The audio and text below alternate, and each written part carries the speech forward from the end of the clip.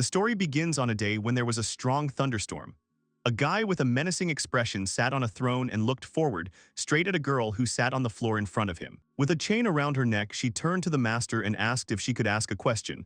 He asked what question. In response, the girl asked how he was going to kill her. At that moment, the guy froze. He tensed up when he thought about how he had never even thought about killing anyone. He didn't know what to do. He had no idea how he should talk to the girl he loved. It all started that day. The girl loudly begged Mia's to stop. With a terrifying smile, the man walked towards the girl while she tried to bring him to his senses. He looked at her and tried to catch her, after which the girl screamed loudly. She hit him in the face, but the man's skin slid down with her hand. She said with horror that he was not Mia's. She asked who he was. The next moment, the unknown person cut her clothes. The girl began to cover herself while the unknown person was saying how languid her face was. He apologized and said that he was not going to touch her because such girls are valuable to magicians. The skin from the face of a living innocent girl is a great catalyst. He told her not to die. The girl started screaming and resisting, while the man kept saying that everything would be fine and that she shouldn't worry because once he was done with her face, he would take care of her. Suddenly, someone grabbed him by the head. The master lifted the man into the air, while the magician asked in amazement what was going on and who the guy was. The boy said that he should be the one asking that question. He asked how they dared to make noise in his garden. He was almost asleep when they made noise. The magician was scared. He realized that everything was bad because this was that guy's territory. He shouted that they were both magicians and he could share the results of his research and leave. Blood splashed on the girl's face. Noticing this, the guy panicked a little. The girl lost consciousness and fell to the ground. The boy panicked even more. He tried to calm down because he was a mage and could fix everything. He waved his hand, creating a circle of circulation. In an instant, the blood from the girl's face, as well as the torn dress, began to swirl into a funnel. At the same time, the mask on the wizard's face began to return to its place. He thought he could only restore the blood and flesh, but without clues, the girl might think it was just a dream. He looked at the girl closer and noticed the cross-shaped crest. He assumed she was from the church. False apostles of God are the natural enemies of magicians. Noticing this, he looked calm. He thought it probably didn't matter. This was his territory. There were barriers all around: detection, amplification, protection, and worse. No ordinary mage could intercept his sigil. Suddenly, someone appeared behind the guy. He looked calm. The guy said that he shouldn't intercept other people's signals on a whim. Barbaros came to him. He greeted his friend Zagan with a broad smile. Barbaros said that the boy was pale as always. Zagan looked at him and thought that Barbaros was talking as if he were their pink baby. Barbaros saw the girl and gasped, thinking that he had interrupted the party. Zagan said that he had gotten rid of the scoundrel who had made noise in his garden. Barbaros smirked and asked if it was Zagan speaking. He said that they were mages, scoundrels by definition, taking the lives of people in pursuit of one goal: to gain more power without a trace of guilt. He looked at the girl and said that she was simply overflowing with power. He asked if he would sacrifice her. Zagan said that magical sacrifices were not his specialty. He created a magic circle and transported the girl somewhere. Barbaros said that it was a waste, and if Zagan didn't need her, he could give her to him. The guy told his friend not to kidnap people on his territory because he would be considered a criminal. Barbaros said he was pleased to hear that and he would try next time. Zagan got angry and told Barbaros to try, and he wouldn't leave a single stone of his castle. Zagan sighed and said he was going to bed, and if Barbaros had any business with me, they should discuss it later. Barbaros ran after him and said that he shouldn't do that, because he had come all this way to come to his friend and tell him something interesting. He grinned and said that if Zagan wanted to sleep, he should add some adrenaline to his blood. Zagan said that this is why Barbaros looks like a dead man. Manipulation of the body is the basis of a magician's existence. They are not afraid of illness or imminent death. Barbaros said that for 1,000-year-old it was. He added that he brought interesting news. Zagan immediately turned around. Barbaros asked his friend if he had heard about the death of Marcosis, one of the demon lords. Zagan was surprised. Demon Lord, the bearer of this title, has great power. Those who stand at the cutting edge of magic, and those who can easily subjugate lesser mages to their will. Zagan heard that one of the demon lords had recently passed away. Barbaros put his arm around his friend and noticed how interested he looked. He reminded him that Zagan was going to bed. The guy told Barbaros to stop and get down to business. He asked if Zagan had heard of the city of Kyanid, and then said that Marcosis had long ago declared it his territory and was now holding an auction there, which would take place today. It will sell legal stuff, as well as their favorite toys. Zagan tensed up and asked if Barbaros meant what he thought. Barbaros exclaimed that this was it. He said that his legacy would be auctioned. more and more people gathered in the city. People of different races as well as employees were in the city at the time. Barbaros wanted to say what he was trying to convey to his friend. Zagan said that, in other words, he had come to borrow money from him. He asked if in that case the legacy of Marcosis would belong to him. Barbaros asked why he was doing this, since he was the only one who told the boy about the auction. Zagan told the boy to find someone else. Barbaros exclaimed that no one else would give him money so easily. Besides, Zagan himself could find a woman, maybe even two. Zagan thought about it. It wasn't that he was interested in them, it was just that he thought they would be more of a hindrance. Barbaros continued to beg his friend, so Zagan had to agree. Zagan noted that the city was unusually tense. Barbaros suggested that some fools were choosing women for a magical experiment. Zagan was surprised by the latest sacrifice. He said that such a thing would quickly attract the attention of the church. Barbaros said that they even began to kidnap women based on their origins, such as their date of birth. Zagan thought it was like summoning a demon, but that was just a silly dream. Barbaros said they probably considered Zagan one of their own. The boy said that was stupid. He didn't understand what they were hoping to achieve with magic like that when there were no victims to hand. Barbaros laughed. Barbaros said that if you think about it, Zagan doesn't even have a friend to have a heart-to-heart talk with. Zagan chuckled and thought that he didn't need friends. After a while, the auction began. People were making big bids, buying different things. The guys were sitting in the back. Barbaros told his friend to look. He pointed out various people such as Kamaris, the Edge of Darkness, the Temptress Gamora, and even the all-seeing Vilfar were there. Zagan asked if they were strong. Barbaros confirmed it and said that they were also candidates for the position of Demon Lord, just like the two of them. The auctioneer said that the next lot is the last one for today and is the gem of the collection. This item was originally intended for Marcosis, but due to his death, it is put up for sale. Barbaros was upset by the lack of Marcosis' legacy. Zagan said it seemed to be another reagent. The host tore the robe off the merchandise. Underneath, it was a cute girl. The host said that this was a legendary creature captured in the holy lands of Norden, an elf. Zagan was stunned when he saw her. The host said that this was a woman of the highest quality. She would be suitable not only as a ritual sacrifice, but also as a minister of carnal pleasures. He also noticed the girl's white hair. They can do whatever they want with it. There was no trickery or dye, and it's her natural hair color. He said you can start with 10,000. Suddenly, someone in the room said that he would take her for $1 million. Everyone turned to this person in shock. Barbaros looked at his friend in amazement. Zagan confidently said that he would give 1 million in curiate gold. The host thanked the guy and said that this was a very impressive price. Barbaros began to shout that even for an elf this was too much. But Zagan was enchanted. He didn't know what this feeling in his chest was. If he tried to put it into words, she was beautiful. He wanted to help her, see her smile, and touch her skin. Zagan said that it contained something he had longed for, and he had finally found it. Barbaros exclaimed, asking what ritual Zagan was going to use it for. The guy glared at his friend, after which Barbaros turned pale. Zagan went down to the stage, where the host congratulated the guy, saying that he was becoming the owner of the white-haired elf. The girl silently looked at the floor. Zagan did not know what he should do and how to treat her. He did not understand whether she was okay or under someone's influence. The host asked if Zagan was feeling unwell. The guy noticed the chain on the girl's neck and asked what it was.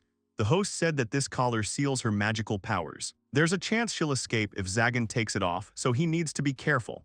The host said they don't even know how to take it off since it's a demon lord's relic. Zagan thought for a moment and asked if the girl was conscious. The host confirmed it. The elf was in her natural state after being captured. Moreover, her incredible power is so great that it is impossible to harm her with simple magic. Zagan said that he would take her word for it. The boy turned and said that it would be very sad if she couldn't make a sound in her sweet voice. He thought that the first thing to do was to talk to her. The whole room was horrified by Zagan. The elf just looked at him silently. Zagan didn't understand at all why everyone was reacting like that. And so they came to the point where the girl was asking how he would kill her.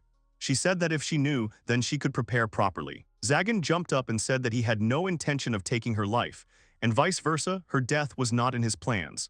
The girl became gloomier and asked if this meant that she could not hope for an easy death. The boy was shocked and thought that all the torture objects belonged to the previous owner of the castle.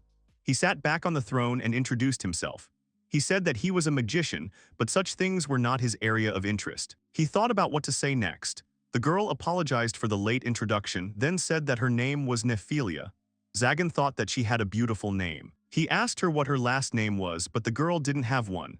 The elf said that if her name was difficult to pronounce, he could just call her Nephi. He asked happily if it was true. She confirmed it. Zagan thought her name was beautiful in itself, but Nephi sounded soulful too. He asked if it was common for an elf not to have a last name. The girl said that it was not so, and all because she was a cursed child. Zagan was surprised. Nephilia asked why the master was asking this question. He wanted to answer, but she said that he could be sure that she was innocent. Zagan was shocked. He asked her if she had any idea what she was talking about. The girl was surprised and asked if he wasn't evaluating the experimental material for damage. Zagan told her to understand him correctly because he did not plan to experiment on her.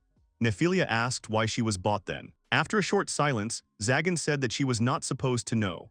He did not understand what kind of nonsense he was saying. He thought that buying her at auction because he fell in love at first sight seemed decent for a bad person, no matter how you look at it. In the end, they can't live together, so that she doesn't see him as such a person. Suddenly, he thought that he would live under the same roof with this unfortunate girl. He tried to calm down, because this is not typical of powerful magicians. He said that first of all they should choose her a room. He said that she could choose the one she liked. The girl asked if she could really choose where to die. Zagan screamed that he was not going to kill her. The girl said that she did not understand how the master planned to use her, how it could not end in her death. Looking at Nephilia, he remembered himself as a child. He said that he bought her only because he needed her, so the topic of her death was closed. The girl looked at him and asked in shock if the master really needed her. The guy said that he did, and the reason was that she was obliged to live for his good. 80. Nephilia was shocked. She stood up and agreed. This was the beginning of their long life story. Walking through his castle, Zagan snapped his fingers, turning on the light. Speaking of the room, the boy asked Nephi how she handled the heights. The girl said that she tolerates being hung by the neck and by the arms. Zagan asked who said that. Nephi apologized and said that it was the first thing that came to her mind when the subject of heights came up. He thought that she had been raised to be a lab rat, and perhaps this behavior was to be expected. As they walked up the stairs, Nephi tripped and almost fell, but Zagan quickly caught her. He exclaimed that she should be careful because the steps were steep. 85. The girl agreed. Zagan held her hand and led her. Suddenly, he realized what was happening and blushed. He thought it happened when she stumbled and almost fell. He noted that it was too late to let her go. They reached one of the rooms, and Zagan said that he doesn't use that room at all, so it might be a little dirty. As soon as he opened the room, he saw a huge guillotine. He immediately slammed the door. Nephi became dejected. She told him to do as he pleased. Zagan exclaimed that she had misunderstood and that it was definitely a trap for thieves. It was too stupid an excuse even for him. He created magic and said that he didn't need this object and that it was just taking up space. He decided to clean up a bit. Right after that, an explosion thundered in the room. The door fell out, leaving only a black spot in the room. Zagan thought it was hard to tell if the room could be used as a bedroom, but at least he had removed the equipment that had scared Nephi. The girl said with horror that this was the first time she had seen such destructive magic. Zagan tensed up, because she would certainly be scared if he suddenly used combat magic. His constant communication only with barbaros led the boy to an extremely bad habit. He said that it was not right and it was too banal. Nephi asked if it could be considered banal. Suddenly the girl saw something and went forward. She went out onto the balcony. Nephi stared at the moon, then stretched her hands towards it. Zagan asked if she liked the moon. The girl lowered her hands and said she didn't know. After that, the guy also reached his hand towards the moon and said he didn't catch it. Nephi said she thought so. She continued to look at the moon. After a short pause, she asked if she could stay in this room. Zagan turned and looked at the charred room.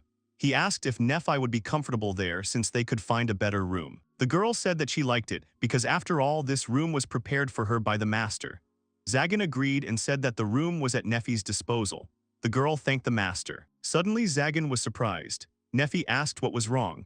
The guy said that he had not heard words of gratitude for a long time. The girl said that she had not thanked anyone for too long. Zagan noted that he heard her, after which they continued to look at the moon together. After a while, the sun began to rise. A tired Zagan sat on the throne, thinking about how he couldn't sleep even for a second. Nephi was sleeping on the floor next to him. He thought it was simply impossible to remain inactive when such a defenseless girl was sleeping next to him. He didn't have the courage to do anything, though. He didn't want her to hate him. Nephi was sleeping there because of the state of the room. Zagan thought that he needed to find something to eat. The sun was already high and Nephi woke up. She stood up and noticed that there was no one in the room. She carefully folded the blanket that covered her. When she finished, Zagan came. The girl wished him good morning. Zagan noticed that she said hello, but he did not know what to answer. He thought about answering in the same way, but he suggested that he could wish her a good day. But he didn't think that would be an appropriate answer. After a long pause, he said menacingly that he had brought food and that she should eat. He immediately felt bad because he couldn't even greet her. He sat down on the floor and began to chew his food. As he did, he wondered when he had become so useless. He supposed he had been that way from the start. Noticing that Zagan was eating this, Nephi asked in amazement if he was really going to eat the same thing for breakfast as she was eating. The guy was surprised and asked if that was strange. Nephi hesitated and said that it wasn't exactly like that, and that it was an honor for her to receive the food. But seeing the master eating the same food was a little strange for her. Zagan looked at the girl in surprise, when suddenly it dawned on him. He looked at the dried meat and milk he had brought and asked if this could be too meager a meal. Nephi said a little nervously that this kind of food was usually only given to servants. Zagan realized that, in other words, it was not even food, but just animal feed. Zagan wondered if she was worried about him instead of being angry. He thought that was unlikely, and that it suited her very well to say that the guy would die if she did nothing. He became even more nervous. He took the piece of dried meat out of his mouth and thought that it couldn't even be called food. He didn't pay attention to it because it was his usual food when he was a vagabond. He looked up and said out loud that he wondered what normal people ate then. There was sadness on his face. Noticing this, Nephi tensed up a bit. She swallowed hard, then said that it might seem rude of her, but she really wanted to ask if she could cook something for him. Hearing this, Zagan jumped up in shock. He asked in surprise if she really knew how to cook. Nephi said that she only watched from the sidelines, but she could try. Zagan blushed deeply, thinking about Nephi's home-cooked meal. He always thought only about his studies and never bothered with such trifles, but he almost didn't believe that he would be able to taste food from the girl he loved. He took a deep breath, then stood up resolutely and said that he had decided where they would go. The girl meekly agreed. Zagan exclaimed that they would go shopping in the city. As they were getting out, the coachman said he could take the boy to the nearest town for just 3 bronze coins. He asked if they would go. Suddenly, the boy realized that he had forgotten something. He had no money left. He told the driver that he could walk for once. In his head was the scene of how he had given 1,000,000 gold pieces for Nephi. Zagan thought that he urgently needed to get money. Together, they walked along the road in the forest. Upon returning to the castle, he could not find a single coin. He thought he could sell the torture devices, but even to call an appraiser, he would need a decent amount of money. He thought he should attack the wagon and rob them. As he thought about it, only one thing stopped him. He turned and looked at Nephi, who was silently following him. He didn't know what she would think of a man acting like a robber. It just meant the attack was off. He thought about giving the castle a thorough cleaning and opening a cafe with Nephi. As Zagan was lost in thought, Nephi suddenly heard someone scream. The cart they were supposed to ride to the city was stopped by a group of bandits. They took all the money from the coachman and dragged the girl who was riding in the cart to themselves. Nephi turned to the owner. Zagan said that they looked like bandits. He noted that there were even magicians among them, and they were just a bunch of harmless bandits. And although the kidnapped would face an unenviable fate, it was not worth getting into a fight. Suddenly he noticed how terrified Nephi was. He asked what was wrong. The girl only said that everything was fine, but in her eyes there was still the same horror and fear. Suddenly he realized that Nephi could have been kidnapped in the same way. He looked up and told the girl to watch carefully. He raised his hand, and then a huge force hit the place where he pointed with his hand. Nephi was very surprised. Zagan said that they were all just losers. Noticing the guy, the bandits were very scared because he was a magician. They did not understand why he needed this. Zagan thought that he wouldn't say anything cool and would just do his job. The bandits started shouting for the others not to run away because the mage wouldn't have time to cast a spell. One of the bandits rushed at the guy with an axe and said that they would smear him on the ground. Zagan managed to stop the blade of the axe with just one hand, which surprised the bandit. The man exclaimed that this couldn't be. Zagan grinned and asked what kind of fool would think of trying to fight a mage with brute force. The next moment, he grabbed the bandit's axe with all his might, causing it to shatter into pieces. He pushed the man back slightly, causing the bandit to fly away with all his might, while blood was flowing from his nose. He flew straight into another bandit. Zagan thought that in the face of fear, they were simply incapable of anything.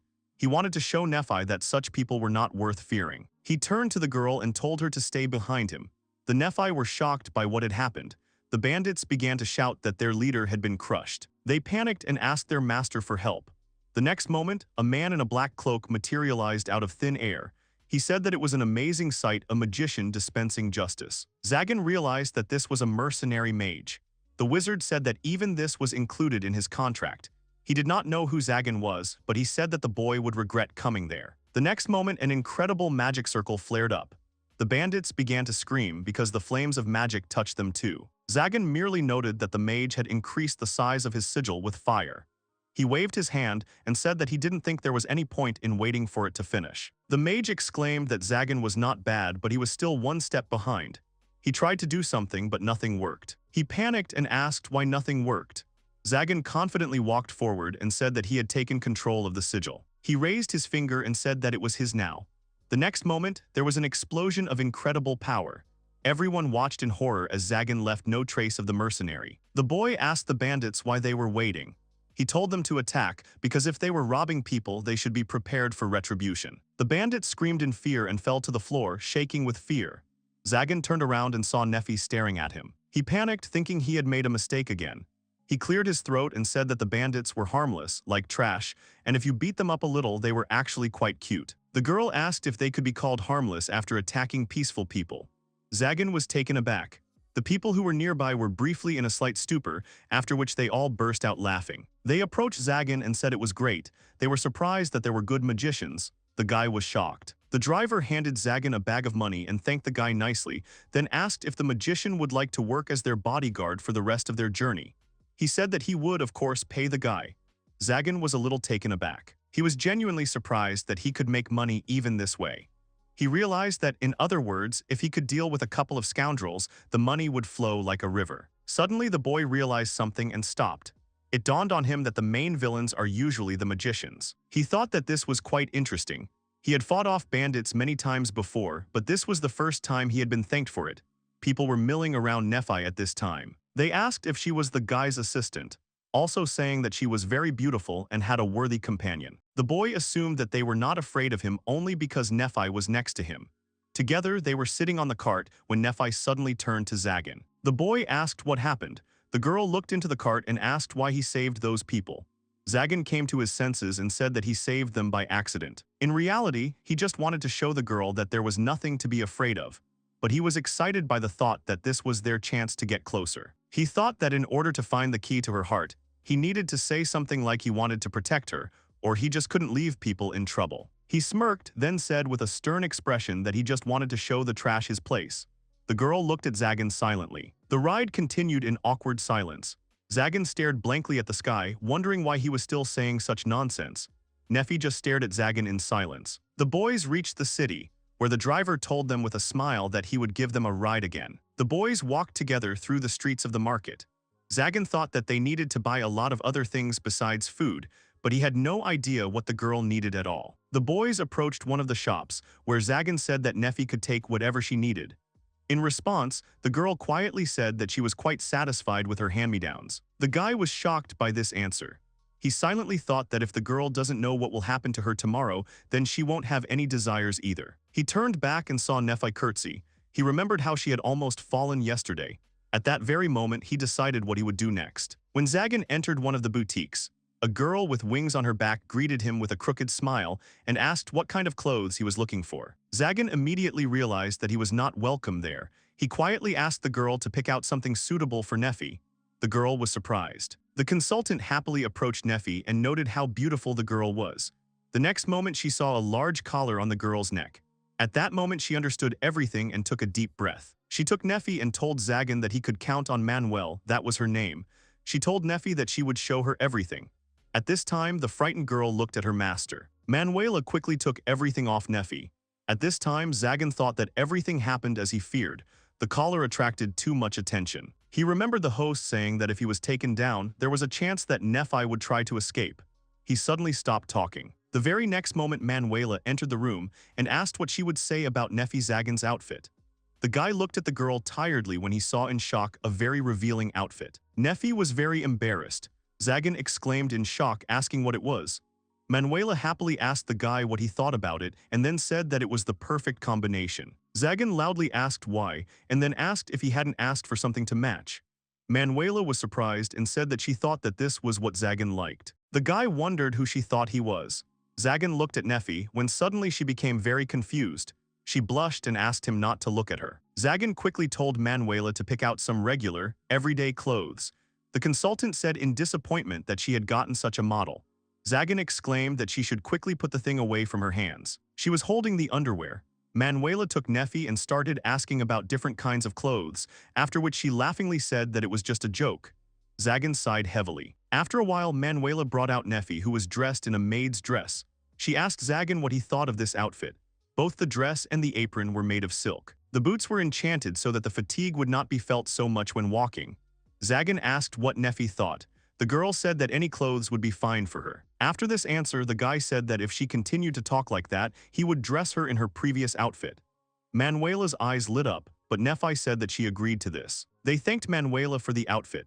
When suddenly, as they were leaving, she turned to Nephi and asked if the girl was glad to belong to a master who valued her so highly. Hearing this, Nephi blushed a little and looked at Zagan, wondering if he really appreciated her. She clutched her dress tightly. After that, Zagan called the girl and told her which store they should go to. She followed him obediently. There the shopkeeper asked what the master magician needed. Zagan said that he wanted the worker to try to do something. He pointed to Nephi's collar and asked if the man knew how to remove it. The girl was astonished. Zagan said he couldn't shake the feeling that she was still Marcos's property as long as the collar was on. He said she didn't need it. The man agreed. Zagan walked away and began to reproach himself for treating Nephi like property again. The man asked the mage if the thing was enchanted. He said that it seemed they couldn't help. He also added that he felt bad saying this in front of Nephi, but the collar might have traps. He said that if they tried to remove it by force, they could harm Nephi. Zagan noted that everything was exactly as he suspected, and this was too dangerous a method. He, of course, had guessed about something like this, but the auction employees did not have the key. He handed a couple of coins to the seller and said it was a token of gratitude. The man refused and said that he had not even done anything wrong and would not have taken payment from Zagan. He said that the guy saved him once. He said it was almost a year ago. His carriage was attacked, but Zagan saved his daughter and him. Then they ran away in terror, but Zagan didn't even try to catch up with them. He apologized to the guy. The guy assumed that they were attacked by the abomination that he was chasing around the area. He said that in that case he would take his money back. But the man shouldn't forget about that meeting either, because he himself no longer remembers anything. The man said he wouldn't forget her and Zagan could come if he needed anything. The guys went out and Zagan was completely confused. He didn't understand what was happening today. Everyone was so friendly it scared him. He wondered if it was because he had brought Nephi with him. The man sat in the shop and didn't know who would have thought that a person with such a repulsive aura could have such an expression on his face. The man smiled. The boys came to a cafe where they had a luxurious meal in front of them. Suddenly Nephi hesitated and asked the boy if he really wanted to take off the collar. Zagan confirmed it. Nephi asked him if he was afraid that she would run away from him if he took it off. He thought that of course it bothered him, because that was probably what would happen since she had no need to be near him. But he thought even if she ran away, he said that he couldn't take it off right now, so she shouldn't get her hopes up. Zagan began to worry again, not understanding why he couldn't just say that he wanted to take off the collar. Hearing this, Nephi smiled and said that she understood. Zagan wondered if there was a textbook on how to talk to girls. Suddenly he noticed that the girl wasn't eating. He asked what was wrong. Zagan suggested that she didn't know how to use a fork. The girl said that she knew how to use cutlery, but it was the first time she ate like this. Zagan looked at her as realization dawned on him. He finally understood what it was about her that attracted him so much. He had been like that before. Helpless, homeless, in a world filled with nothing but despair. He started eating and said that if she liked the food, she should just eat it because she had nothing to be embarrassed about there. She tried to answer, but he told her to eat. Then he added that the food was better than the jerky they had eaten that morning. The girl looked at the dish, then thanked him for the food. She tried to pick up a tomato with a fork, but she couldn't. Zagan looked at her silently, causing her to blush with shame. Suddenly she saw a spoon on the table. She immediately took it and put the tomato in her mouth. She rolled it around in her mouth, while Zagan just waited silently for her to start chewing. The next moment she bit into it and was surprised. She chewed it and swallowed. Zagan asked how she liked the food. The girl said admiringly that she thought it was very tasty. Zagan smiled. She said she thought it would be sweeter, but it was juicy and tender. Zagan thought these little tomatoes really did taste like candy. He tried to pick up a tomato with his fork, but he also failed. He remained silent while Nephi also looked at him. He sighed, then tried again and again, but he still couldn't. There was an awkward silence. Nephi picked up the tomato on a spoon and handed it to the guy. Seeing this, Zagan was amazed that she wanted to feed him. He also noticed that she was touching her lips with this spoon. He wondered if this was normal. He quickly stretched out his head and ate the tomato from the spoon, after which he said that it was very tasty. They both blushed deeply. Nephi noticed that the owner never ordered her anything. The same red guy agreed with this. Suddenly the girl said that she wanted to be useful to Zagan, after which she asked if he would allow it. The guy looked at her in surprise. He agreed and said that it was only if she wanted it. Nephi thanked him and said she would try. When Zagan finally managed to pick up the tomato with his fork, he handed it to the girl. Nephi was surprised. He asked her if she liked them. He told her to take it. Nephi blushed and then ate the tomato. He asked her how she liked it. The girl said it was very tasty. Suddenly they heard people in the cafe laughing at them. They left right after that. They rediscovered this relationship, master and maid. For a while their life went on peacefully. At this time in the huge building, the girl knight was sighing. The priest entered the room and asked if something was bothering her. The girl immediately stood in front of him and greeted him. He said that there was no need for formalities and noted that she was one of the heroes who defeated the renegades who were engaged in kidnapping. She said that because of her, 4 holy knights died, which the man sent under her command. She said that she was not worthy of it. The man said that she had taken revenge and was able to come back, so she should be proud of it. She thanked him but thought it was a lie. They actually found the culprits, and they turned out to be a magician and who wanted to sacrifice the girl. But on the way back, their comrade attacked them. It was one of the mages. He had torn off and used the skin of their comrade. She was on the verge of the same terrible fate, but the mage was not struck down by her, but by another mage named Zagan. His eyes were angry and he killed his attacker without remorse, but there was still a sense of loneliness in him. The priest said that this was not the end. They examined the magician's hideout and found out that the organizer was still at large. The girl asked who it was. The man said that it was Zagan, and he was behind the series of kidnappings. The girl exclaimed that it must be a mistake. The man said that it was highly unlikely that he had nothing to do with it, and besides, magicians were evil. Even if he was not involved, they still had to punish evil. The girl turned to the most reverend and asked him to entrust this to her. The man said that she had a wonderful attitude and that this would be her task. She was the maiden of the Holy Sword, the captain of the Holy Knights Castle Lilquist. The boy was grabbed by the head with a strong grip and lifted up. The magician laughed loudly, bringing his hand with the seal to the boy's face. The poor child screamed loudly. The next moment, the magician's hand was covered in the boy's blood. Zagan opened his eyes. Nephi asked if he was awake. The girl stood in front of him. She said that tomorrow was ready and asked if he wanted to eat. Zagan asked in surprise if she had really prepared breakfast. The girl confirmed it. The guy asked if she was waiting for him to wake up. Nephi said that she was also admiring his face. Zagan blushed. 1. Suddenly he realized something and then he hesitated. He quietly wished her good morning. The girl wished him the same. Together they went into another room. The guy noted that he was finally able to greet her properly. They went into the kitchen, where everything was sparkling with cleanliness. Zagan was amazed to say that the room had previously looked like a cemetery. He noticed food on the edge of the table. He was surprised and asked if they had bought bread yesterday. The girl said that she had baked it herself. Zagan was even more amazed. The girl asked if it was really that strange. Zagan said that he didn't even know because he had never met people who could cook well, much less something appetizing. Nephi's ears began to move and she asked if it was true. Zagan was surprised and wondered if it meant she was happy. He asked if she had eaten. She said she hadn't eaten and Zagan suggested they eat together. The girl said she had cooked just for him. Zagan asked if she was hungry. She said she forgot to prepare her portion. The guy said they would split the portion between the two of them and invited her to sit down. She said that she had prepared a place just for him. Zagan thought for a moment, then told her to sit on his lap. There was a silence in the room, after which they both blushed. Nephi said that she could not show such disrespect. Zagan, with a stern face, told her not to worry and just sit down. He began to reproach himself for his stupidity. The girl blushed and said that if it was the master's will, she would do it. She sat on his lap. Zagan blushed because it really happened. He handed her the food and told her to eat it, but Nephi said it was too embarrassing. The guy looked at her drooping ears and said he could guess. She said he was too cruel. He said she should cook for herself next time. The girl agreed. He said he wouldn't mind doing it again, but she said she'd rather cook more. Suddenly, Nephi handed him a spoon. She asked him to let her help. The boy was shocked because she decided to pay back. He wanted her to do this all the time, but she was too embarrassed. The boy said he was warm, but he came to his senses and said it was because of the soup. Nephi blushed and agreed. After a while, Zagan was busy and she was cleaning. Nephi asked what kind of research he was doing. The guy asked what it could be if not magic. Nephi said it looked like her, but she didn't know what those circles and signs were. The guy asked if elves had different magic. The girl said she didn't know because she couldn't cast spells.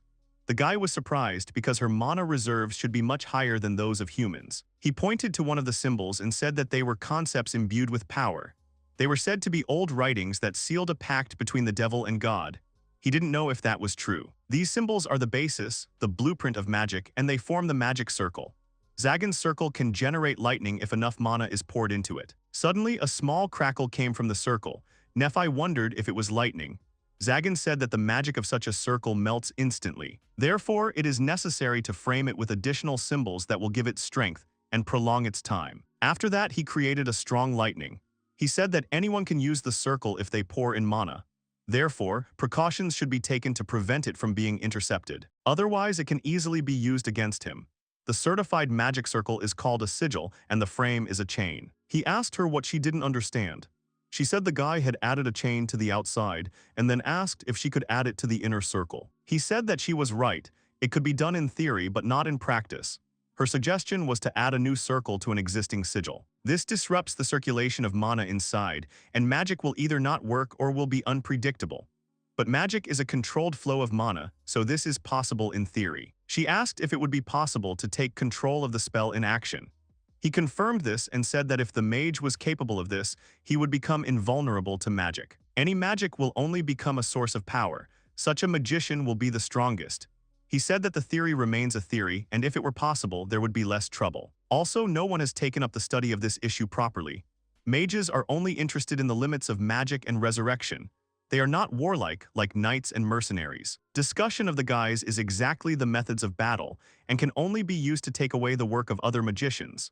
However, there are still fools who do such things. Nephi said she understood the principles, but doesn't that mean anyone can do magic if they understand the process of creating a sigil? It was true, for a mage, gaining knowledge is equivalent to increasing his power.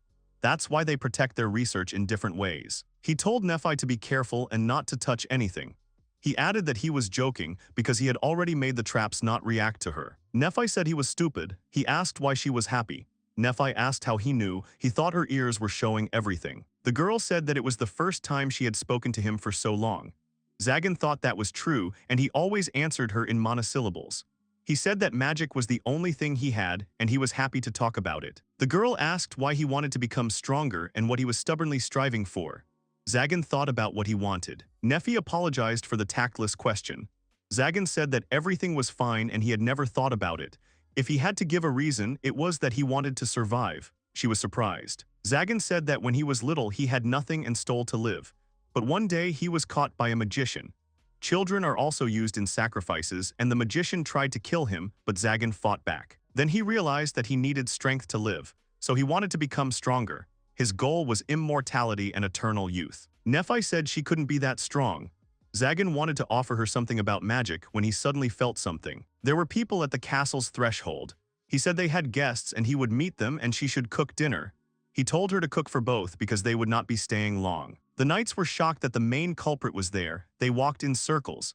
Castle said it was a magical barrier. She told them to move away. She cut the barrier with her sword. Zagan stood before them. He wondered if the church didn't teach how to behave when visiting. She said she thought it was him. Zagan didn't recognize the girl. Nephi noticed that all the spices were moldy and they needed more. According to legend, 12 holy swords slew the demon king, the strongest heart of the church and a symbol of its power. They say that these precious swords themselves choose their owner, and one of them chose a 13-year-old girl, who became the only female captain in the ranks of the holy knights. Zagan thought they had met before. He realized that she was the one who was almost killed near his house. If he had known she was a holy knight, he would not have let her go. Castle addressed him. Zagan said he was busy, then attacked them. They said that the mages were indeed cowards since they attacked without warning. They told Castle that they would deal with him. Zagan suggested that they take their things and leave. They tried to attack him, but he easily broke through the shield and defeated the knight. He flew back. Zagan told them to leave if they didn't want the girl to carry 3 bodies on her back. Another knight charged. Castle wanted to stop him, but he wouldn't. Zagan also easily broke his sword. He struck him and drove him into the ground. He asked if the man understood that if he applied more force, the knight's head would burst. He would never forget that sound. Zagan said he remembered him well. Castle was preparing to attack. He told her not to try because the knight's head would break before it could move. The girl left her sword. She asked why he acted as if he was laughing at them. Castle asked if he enjoyed humiliating the defeated. He asked if she knew how to best use fear. People are afraid of the unknown, and if he kills them all, it will be just a number for the bosses. To instill fear in them, they need to come back and tell about it. She asked if that was the reason he didn't kill them. She said that was a lie. She said he was protecting himself and the church would do as he said. But his reasons were different. He thought that if Nephi saw the corpses, he would be scared. The girl realized that she was right. She rushed to attack. The boy realized that everything was bad because she realized that he was not going to kill them. Castle introduced herself and said that by order of the Most Holy One he would fall into her hands. She rushed to attack. He thought that her blows were strong, even though the dedicated armor multiplied her strength, but she was just a weak girl. She didn't understand why he was ducking, or if it was because she was an unworthy opponent. He said he didn't like hitting women. However, he simply could not hit a girl of Nephi's age. She asked why a man like him would dirty his hands with magic. He asked if it was terrible. She said that magic was evil and was used to suppress people. The guy asked why the priest's power was needed. He asked if they were using her to kill weak mages. She tried to attack him, but he stood on her sword. He didn't try to justify himself, but many would not survive without magic.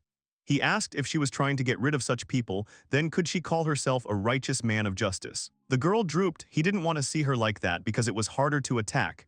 She said that was why she couldn't lose. She attacked him, but he grabbed her sword. He asked her if she wanted to test her strength, to which she agreed.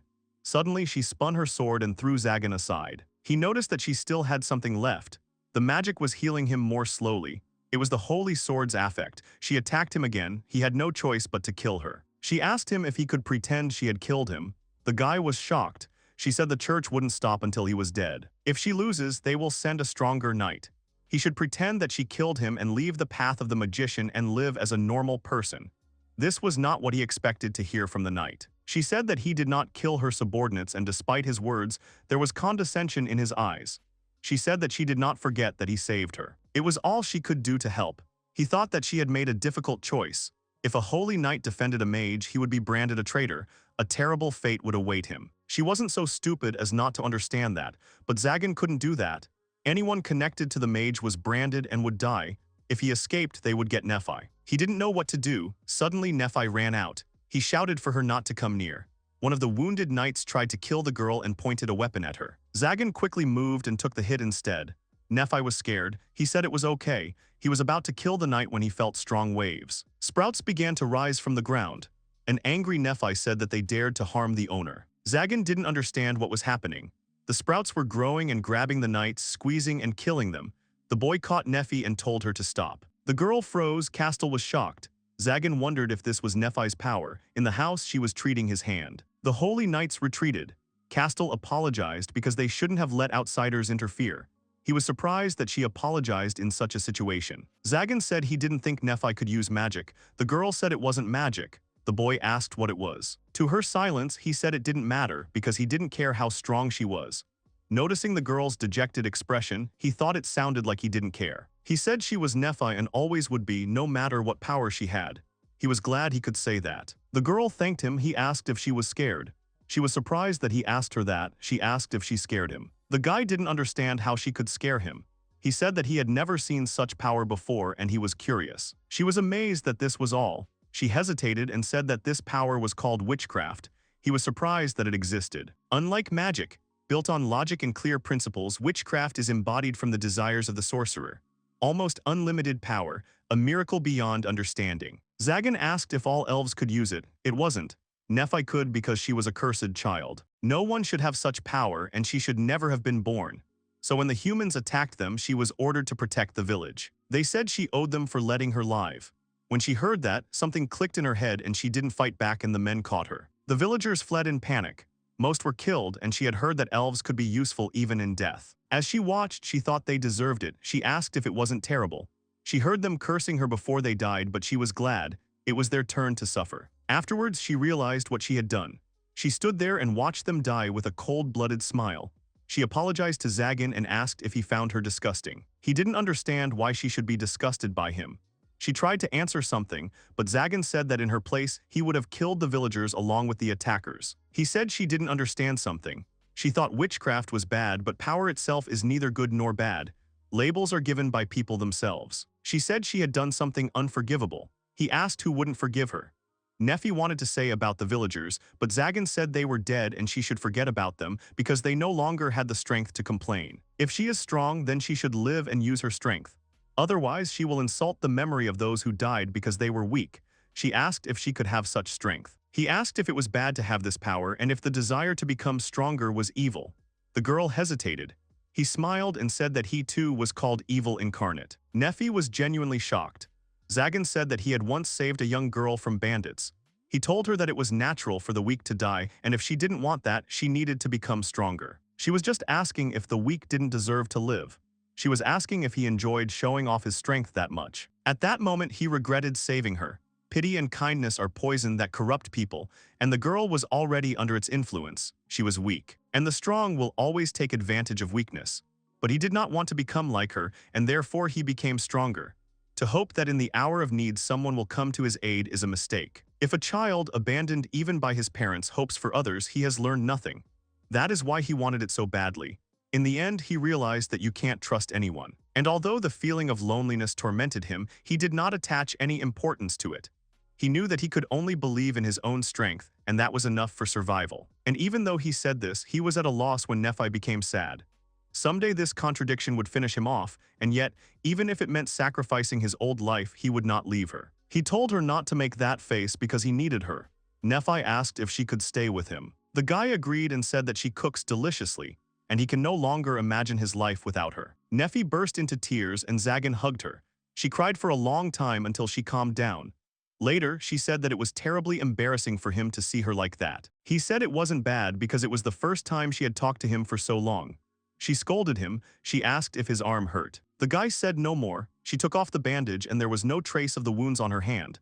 The guy asked if she did it. He thought that the healing magic didn't work because of the sword, and it happened when he touched her. He thanked the girl. He noticed her gaze and asked what was wrong. Nephi said it was the first time he had ever told her that. He was surprised that he had never thanked her and apologized. She said it was okay because she was his. That night he was sitting in an empty room when Nephi came up to him. He asked what was wrong. The girl shyly asked if she could sleep with him. Hearing this, Zagan blushed deeply. He blushed thinking that he was a boy and not a girl. He turned to Nephi and asked if she knew what she was talking about. He wondered if she had decided to give herself to him. The girl said she understood because there was only one bed in the castle. The boy was surprised. Nephi said that the owner always slept on his throne, and it seemed to her that it was more comfortable to sleep lying down. She said that if he didn't mind, they could sleep together. Zagan was surprised. He realized that the girl was not offering herself but really just sleeping together. He thought she was the picture of innocence. He thanked her for her concern, but this place was the basis of his barrier, and he had to be there in case something happened. The girl said that she thought so. She sat down and offered him to lie on her lap. He was even more amazed. He thought that he could not refuse such an offer. Nephi asked how he felt. Zagan said it was pretty good. It tickled him, but it was nice, even though he had nowhere to look. He asked why she had suggested it so suddenly. The girl said that the master had allowed her to stay with him even after learning of her powers, and she wanted to express her gratitude. Zagan said that she was already doing so much for him and they didn't need formalities. Nephi agreed. Suddenly, he touched her face and asked if she wanted him to teach her magic. The girl was surprised. Zagan said that, judging by what happened today, she did not control her abilities. He did not know if training would help her gain control over her powers, but at least she would be able to protect herself. She asked if she could really do it. He confirmed it and said that she would become a magician even better than him. She asked if she could be useful to him. Zagan said she was already helping. Nephi asked if she could protect him. He asked if she hadn't protected him from the Holy Knights today. The girl said that she agreed to learn magic for him. Zagan wanted her to do it for herself, but he was not against it. From that day on, she became his student. She agreed and turned to him about what he had said yesterday, that he did not understand those who were weak, and that he was capable of doing everything himself. Zagan said he said it. She noted that he said it with ease, after which she suggested that it was very difficult for him. Zagan was taken aback. He asked her why she decided that. She didn't know the answer, but at the time he looked very sad. She hugged him and said that he is not evil and he rarely says anything, but she will never forget his kindness. The guy was shocked. He heard her then closed his eyes. He thought that all this was not so bad. After a while, Barbaros came to the castle. Zagan was calmly drinking tea. Barbaros, worried, said he heard that his friend had been attacked by the Holy Knights. He asked if it was true. Zagan said he had no idea they would be so weak. Barbaros said that there was even a rumor that the owner of the Holy Sword was there. Zagan said that there was someone there. Barbaros asked if Zagan was saying that even the Holy Sword Maiden was no match for him. The boy said that she was quite strong and that she was able to break the castle's barrier. Barbaros was given tea and told to add sugar and milk as desired. He thanked the servant but was shocked to see Nephi. He poured the tea. Zagan caught the drink with magic. Barbaros asked if it was the elf. Zagan confirmed it was. Barbaros was surprised that Zagan had not yet sacrificed her, and in exchange for her life she became his maid. Zagan told Barbaros not to compare him to himself, because Nephi was his student. Barbaros was even more shocked. Zagan said that there was magic that he alone could not handle, and he was sure that Nephi would be useful to him. The girl thanked him for these words. Barbaros took the tea and noted that in tandem with the elf, Zagan could use almost any magic. He had never thought that it could be used like that. Zagan thought their speeches were similar, but he didn't like the mention of Nephi as a tool. Barbaros asked if this meant that the elf helped him defeat the Holy Knights. Zagan said that it was due to Nephi's power. Barbaros asked if that meant that the situation in the courtyard was her doing. He asked if Zagan really wanted to become a demon lord. The boy wondered if he became a demon lord, would the mages leave Nephi alone? He didn't want the throne, but if he could get that, he wasn't sure. He asked if there was any reason for him not to do so. He told Nephi that the tea tasted good. Barbaros asked sternly if his friend had any special feelings for Nephi. Zagan asked if it was strange to patronize his student. This word saved him. Barbaros laughed and said that even in Zagan there was still something human. Zagan barked at his friend. Barbaros stood up and walked towards the exit. Zagan asked why he had come at all. Nephi asked if they were friends. Zagan shouted at her not to joke like that because if you don't choose your friends carefully, they only bring you trouble. The girl thought that the owner was having fun. Zagan was surprised. He thought that it was absurd and Nephi had misunderstood everything. The guy said that it was time to restore the barrier and start training Nephi. The girl followed him obediently. For the next few days, they worked hard and studied magic. Zagan taught Nephi the basics of magic. She had reached a level where she could use magic if she didn't have that collar on. As for witchcraft, she still hadn't mastered it. And so, in the blink of an eye, half a month had already passed since Zagan bought Nephi. While cleaning the mansion, the girl suddenly heard a lightning bolt. She looked outside and saw Zagan standing in a field, while a huge black bird hovered right above him. The boy said suspiciously that this was very unexpected. By this time, frightened Nephi had already gone out into the yard. The bird handed the boy a small envelope. Nephi asked what it was. Zagan said it was an invitation from the 12 lords. Kyanid, a thriving and bustling city, crisscrossed by a network of canals used to transport goods. Just beneath this city lies the abandoned castle of the demon Lord Marcosis. And in this very place the remaining 12 lords gathered, as well as Zagan.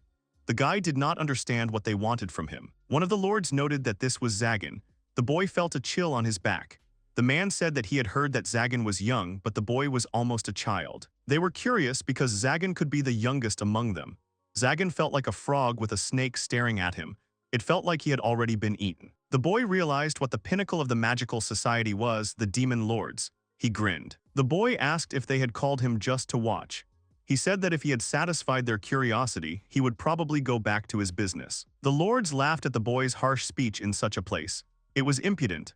One of them said that in that case they would also speak frankly. He exclaimed to Zagan that they had summoned him to join them. They had offered him the chance to become the 13th demon lord. Zagan was shocked. The Overlord summoned an incredibly powerful magic and told Zagan to see the Overlord's seal that Marcosis possessed. He told Zagan to inherit it, and then he would gain the status of a demon lord. Zagan looked at the unusual seal in amazement.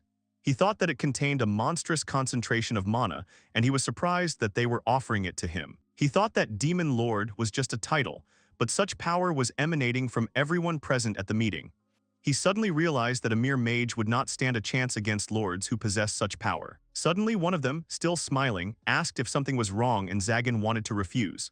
The guy smiled and said that he was simply flattered, because there were many magicians much stronger than him. He didn't understand why him. The lord said it was an obvious question. He said that Zagan's strength was indeed weak and yet no mage could defeat him. Zagan chuckled to himself. The Overlord had stated that Andras the Disturber was the first one the boy had killed. He was far from weak, but Zagan had managed to defeat him. He was also able to take over Andras's legacy. An 8-year-old child managed to kill a mage and won with a title at that. They said that the boy was able to learn the spell after seeing it just once. Moreover, after seeing it just once, he was able to understand the essence and structure of magic. This was the source of Zagan's power. The boy realized that they already knew about his little secret. The Lord said that this was truly wonderful magic, and at the same time it was terrible and disgusting. Whatever Zagan wished for would be his, and no one would stop it. Anyone the boy didn't want to kill would die, and no one would be able to resist. If Zagan tried to take someone else's power, the mages would have to give it to him without a trace. They said that this was truly the power of a tyrant, power befitting the title of Demon Lord. Zagan became stern. They said that one day he would become the most powerful mage in history, and therefore, even though he is weak now, he will still take a risk and they will give him the title of ruler. Everything was for the development of his potential and for the future of magic. Zagan turned away and said that if those words were true, he didn't understand what was stopping him from taking their power right now. Suddenly, a strong pressure rose in the room. The lords confirmed this but said that they were warning the boy because perhaps he would lose more than he would gain from them. Zagan turned pale and an image of Nephi appeared before his eyes. They said that the lord's revenge is not a threat of violence. They will take everything.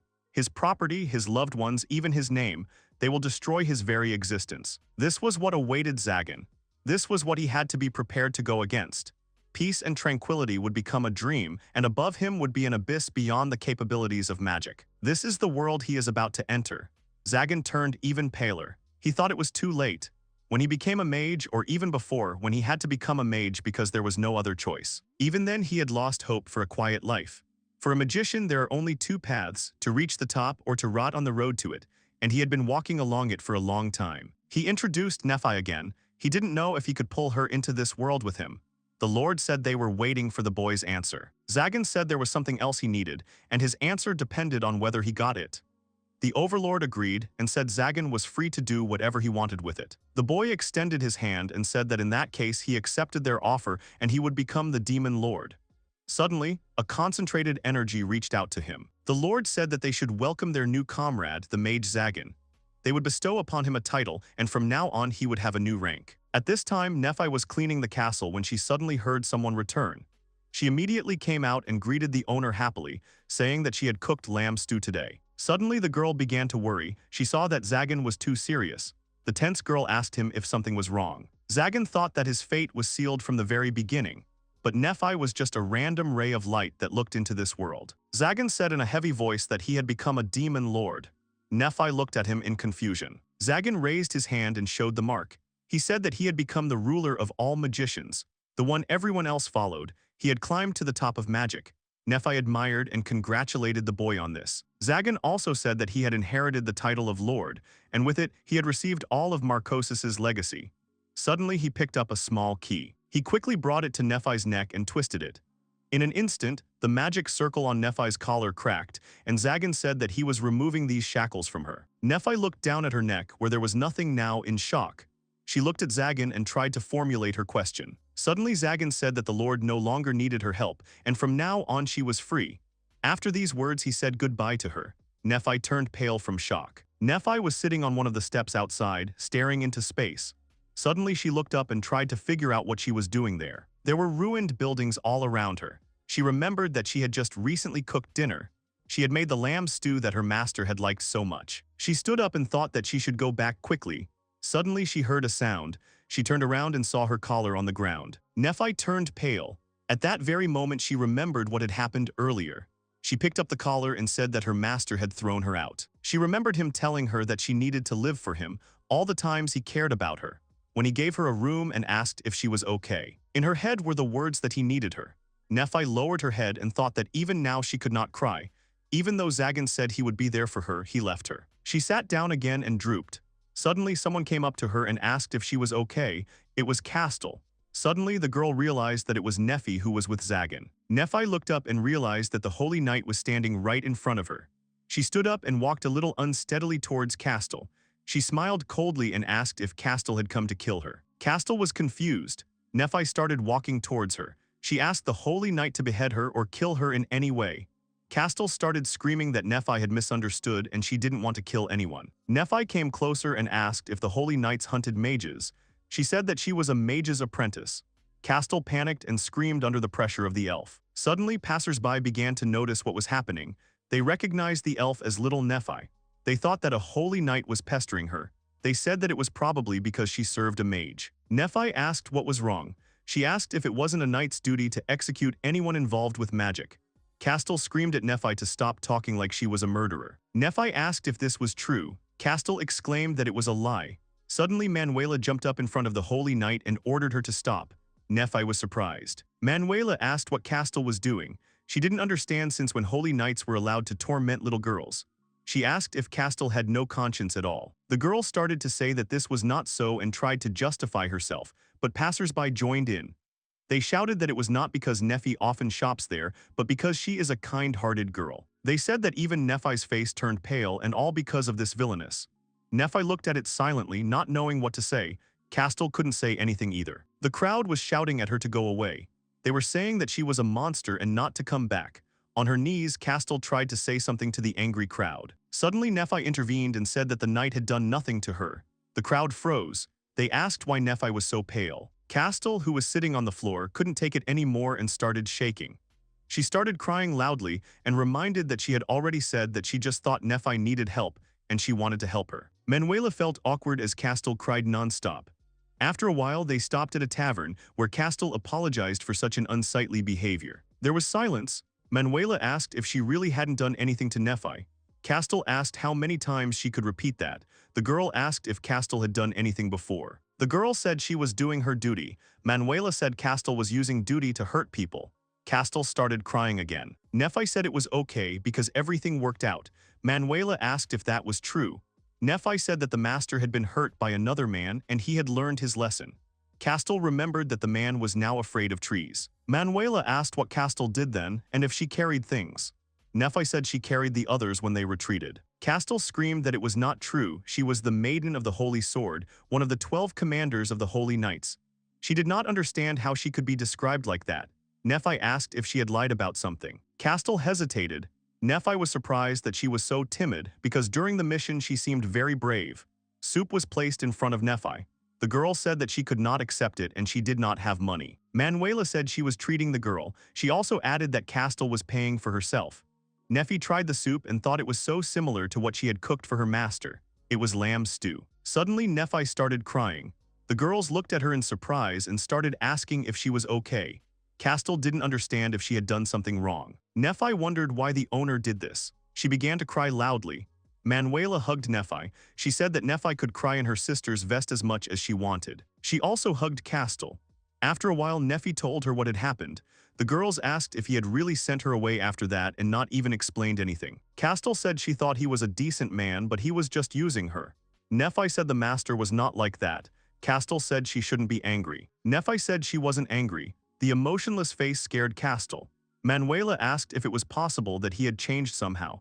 She asked if Nephi had noticed anything before he sent her away. Suddenly she remembered his words and asked who the demon lord was. Manuela wondered if that was what the best mages were called. This city was previously under the control of Lord Marcosis. Under him there was order, but after his death terrible things happened one after another. Castle asked if Manuela was talking about the kidnapping of girls. The girl confirmed this and said that he had apparently already been caught by the church servants. Castle fell silent. Nephi said that the townspeople were not very kind to the church. Manuela said that it was because they demanded huge sums for any help. All the while, she was looking at Castle. Nephi said that it wasn't Castle who was running this gathering, and she didn't think she was to blame. Castle said that Nephi was very kind, and she understood why he wanted her around. She said that the church calls the lords the embodiment of evil and says that they must destroy them even at the cost of their lives. But for every 12 holy sword wielders, there are 13 lords. Even if each of them takes one with them, they will still stand. And if a new demon lord appears, the church will do everything in its power to kill him before he accumulates enough power. In addition to this, other mages also want this title. Nephi thought that this could end in bloodshed. She assumed that this could be the reason. Castle said that she wanted to ask Nephi for something. She asked if Nephi had seen other mages accompany Zagan, or if he had kidnapped people and performed sacrifices. Nephi said that had not happened. Although the owner does not show it, he is very concerned about the weak. Even when he took the cart away from the bandits, he said that he did it only because he could not stand them. But he probably said it to calm Nephi down. Castle said she was right.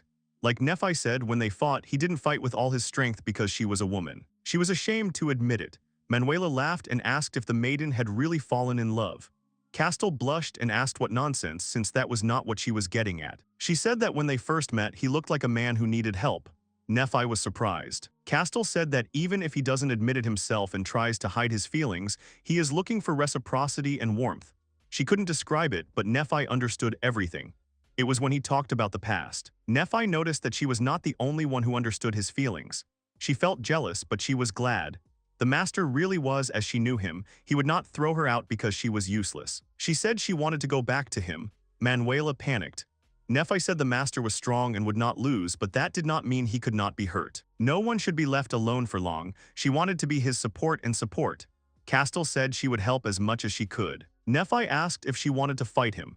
Castle said that she didn't and that some mage was committing crimes under the name of Zagan. She couldn't help directly, but she could get rid of the stain on her reputation. They asked if knights were enemies of mages. Castle confirmed this and said that he had already saved her twice and she had never paid him. Manuela said that since they had come to their senses, they would finish. She told the waitress that Castle would pay for everything. The girl screamed that even, but she didn't order it. Manuela said she was joking. Nephi asked why Manuela was so kind to her. The girl asked if they weren't friends. Nephi was surprised. She said no one had ever called her that before. Manuela hugged her and said that she would be her first friend and that they would be fine. Nephi agreed. Castle raised her hand and asked if she could consider her a friend too. Manuela asked if a knight could be friends with a magician. The girl was afraid to say anything again. Manuela hugged them with her wings and asked if she could make fun of her like that if they were not friends. Castle asked if this was part of friendship. Suddenly someone called the knight. They saw Castle and did not understand what was happening. Nephi recognized the people who had hurt the master, and Castle thought things would get more complicated. Manuela asked if they had hurt Zagan, and then said she didn't like the church. They didn't understand why Manuela was so hostile to the church, while Castle said she didn't plan to do anything bad. Suddenly, they were enveloped in a dark energy. Someone said that friendship is beautiful. The stranger grabbed Nephi and Castle. The knight pushed Manuela away. The stranger said that one was gone, but everything was fine. He said that his name was Zagan, and if they wanted to free them, he was waiting for them in his castle. Nephi was shocked. In the pitch darkness, the hero was all alone. The young man with a sad expression on his face noticed that being completely alone, it became very quiet around.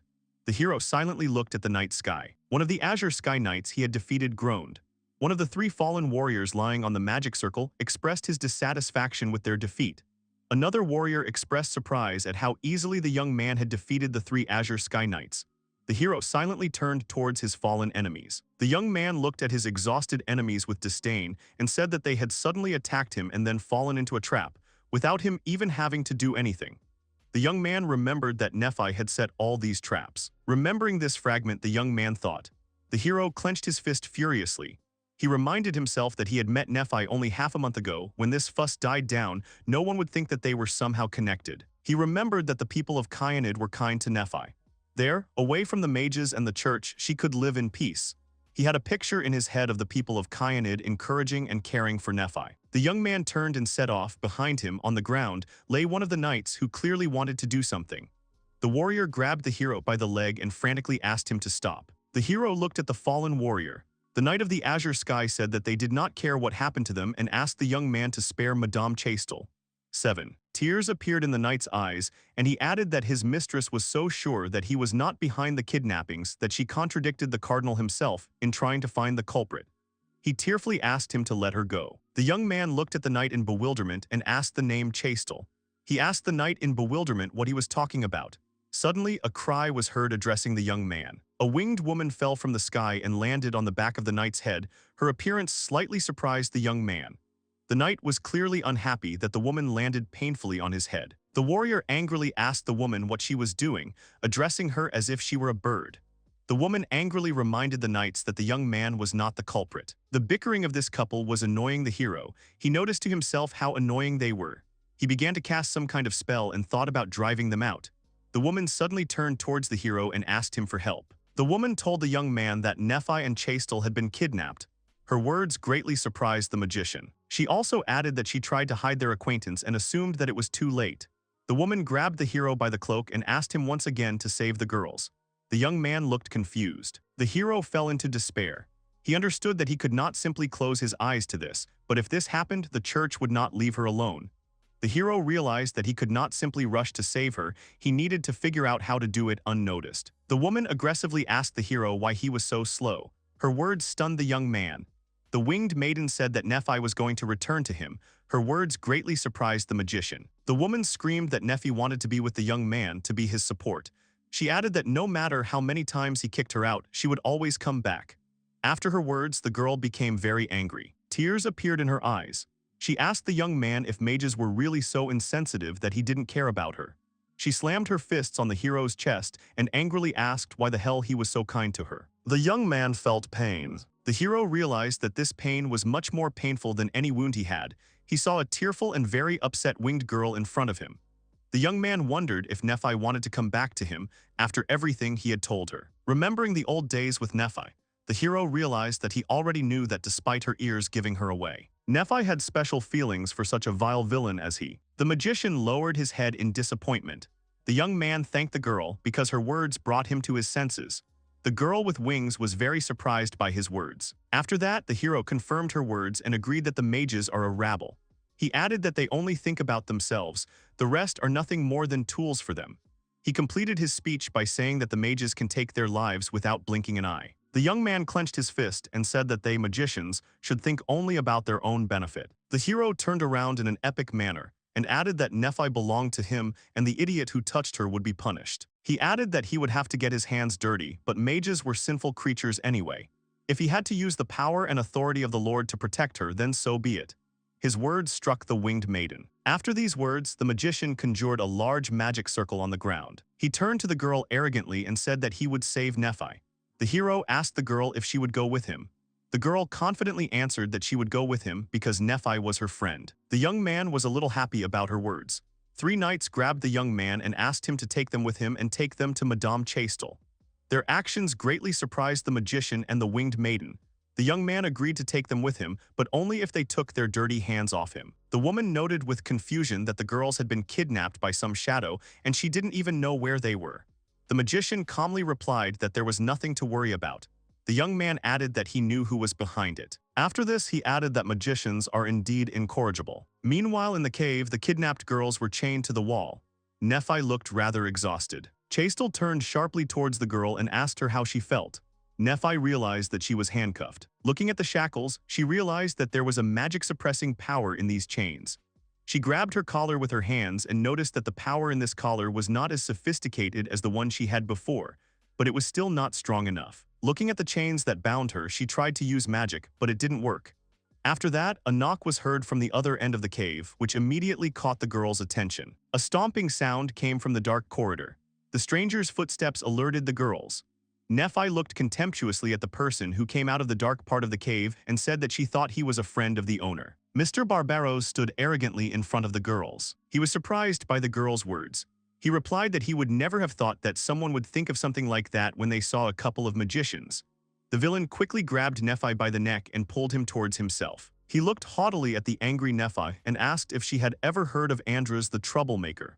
The magician held the girl's chin in his hand. Barbaros added that Andras was the first mage that Zagan killed, and he was his student. As he spoke these words to the girl, he remembered seeing the decayed corpse of his teacher.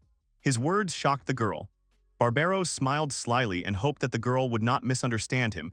He said that avenging a teacher is not in the spirit of magicians. Barbaros' eyes filled with madness, and the magician told the girl that he himself would have killed him someday if Zagan had not done it.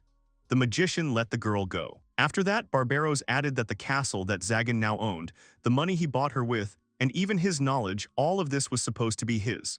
The magician exhaled and noted that he couldn't just give up and accept it. Barbaros assumed a thoughtful expression and said that at first he had tried to set the church on him, but that had not worked. He added that his subordinates were too easy to find, and the subordinate he had sent to Zagan he had easily eliminated. His words greatly surprised Chastel. The girl, horrified, asked Barbaros if she was behind all these kidnappings. Barbaros looked at the girl and asked if she had only just realized this. His words angered Chastel. Chastel asked in a rage if he had done these terrible things just to frame him. Barbaros pressed his hand hard against the wall where the girl was chained. He approached the girl and arrogantly said that she was mistaken. Barbaros said that it was to flay suggested using sacrifices. After these words, the magician turned and headed for the exit. He added that they still wanted to conduct a large ritual. Barbaros turned around and solemnly declared that he had done this to prove to the 12 demon lords that he was worthy of becoming the next lord. All he had to do was eliminate the other candidates. The magician added that he was a little worried when his prepared victims were taken away from him, but then he got her. He said that the magical power of the white-haired elf would be enough to open the door. His words alerted Nephi. Nephi looked down, disappointed. She hung her head and said that it was all rather pointless. Barbaros noticed how talkative she was. He asked her if she thought that he wouldn't kill her or that Zagan would come to save her. Nephi realized the words of the magician and answered negatively. She added that she did not want her current situation to add to the troubles of the master. She added that this was out of the question. Barbaros arrogantly asked what she was talking about then. Nephi replied that the title of Lord had already been given to her master. Her words stunned the magician. Barbaros said distantly that she was lying. Nephi calmly replied that it was the truth, which was why he had gotten rid of her. Barbaros leaned against the wall in surprise. Mga was horrified by what he heard. He said that this could not be. Then Barbaros realized that Zagan had become the Lord of Demons. The magician concluded that it was not enough for Zagan to steal Andros's legacy, but now he had also taken the throne of the Lord. Barbaros pressed his hand to his forehead. He was angry. The state of the magician horrified Nephi. The mage pulled the chains hard and ordered the elf to stand up. Nephi fell to the cave floor. Barbaros angrily said that he would simply take the title from him if he completed the ritual. The magician brought the girl into a large room with a huge and complex magic circle on the floor. He added that he would not care whether he was a ruler or not. Chastel screamed after the mage to stop and use her, adding that she had been prepared for this when she became a knight. Barbaros looked haughtily at the chained Chastel and replied that he would have found a use for her even without her reminders, but the ritual required only the best tools. Hearing his words, Nephi fell into despair. She played the words of Barbaros in her head. She remembered her childhood and that all her life she was called exactly that. After that, she realized that her master never called her a tool, not even once. The elf tried to run away and screamed at the magician to let her go. She wanted to survive and return to her master. Even if he scolded and drove her away, she would still resist and be with him in the castle. She wanted to cook for him and lay him on her lap and do everything so that he would be counted. Her actions angered Barbaros and he pulled the chains down with force. Nephi fell to the floor. She understood that maybe her life was insignificant, maybe the day would come when he would find someone he valued more than her. She told herself that she would not leave her master alone. Nephi stood up from the ground and said that she was not in pain at all. When he drove her away, the pain was many times stronger. Barbaros calmly watched the girl's actions. Nephi growled and began to gather her strength. The elf, with tears in her eyes, declared that she belonged only to her master, and added that he had no right to touch her. The magician smiled and began to gather mana in his fingers. Barbaros conjured a huge black flame with the intention of punishing Nephi. An explosion sounded behind the magician, which broke through the wall of the cave, which stunned the villain. Barbaros turned around in surprise. In the resulting window stood Zagan. He told Nephi that it was an excellent speech. Zagan added haughtily that she was haughtily because she was his student. Zagan turned to Barbaros. He asked him how long they had not seen each other. Barbaros was extremely displeased with his appearance. He straightened up haughtily and asked when Zagan had figured it out. Zagan calmly entered the cave. He replied that he had begun to suspect something when he had come to Skin. Zagan also added that the magician who fell at his feet, tremblingly begging for mercy, was unable to break through his barrier. He also recalled that after the incident with the Flayer and after the encounter with the Knights, Barbaros had come forward as if trying to verify something. Zagan added that it would be strange not to suspect him. The villain was confused when he heard his answer. Zagan said that this was not the issue now and turned his gaze to the elf in tears. After that, Zagan cast a cruel glance at Barbaros and rhetorically asked if he had touched Nephi. There was a loud explosion. The villain was confused and began to cast a spell. The young man quickly closed the distance with the kidnapper and hit him on the arm, which surprised the latter greatly. The enemy's actions infuriated Barbaros. After that, Zagan quickly hit the villain on the legs. Barbaros screamed in pain and Zagan went to Nephi. On the way, he removed the shackles from his servant. Zagan came closer to Nephi and asked if it hurt her. Nephi looked at the master in shock. She confirmed his fears. The elf pressed herself against the master and assumed that he was in much more pain than she was.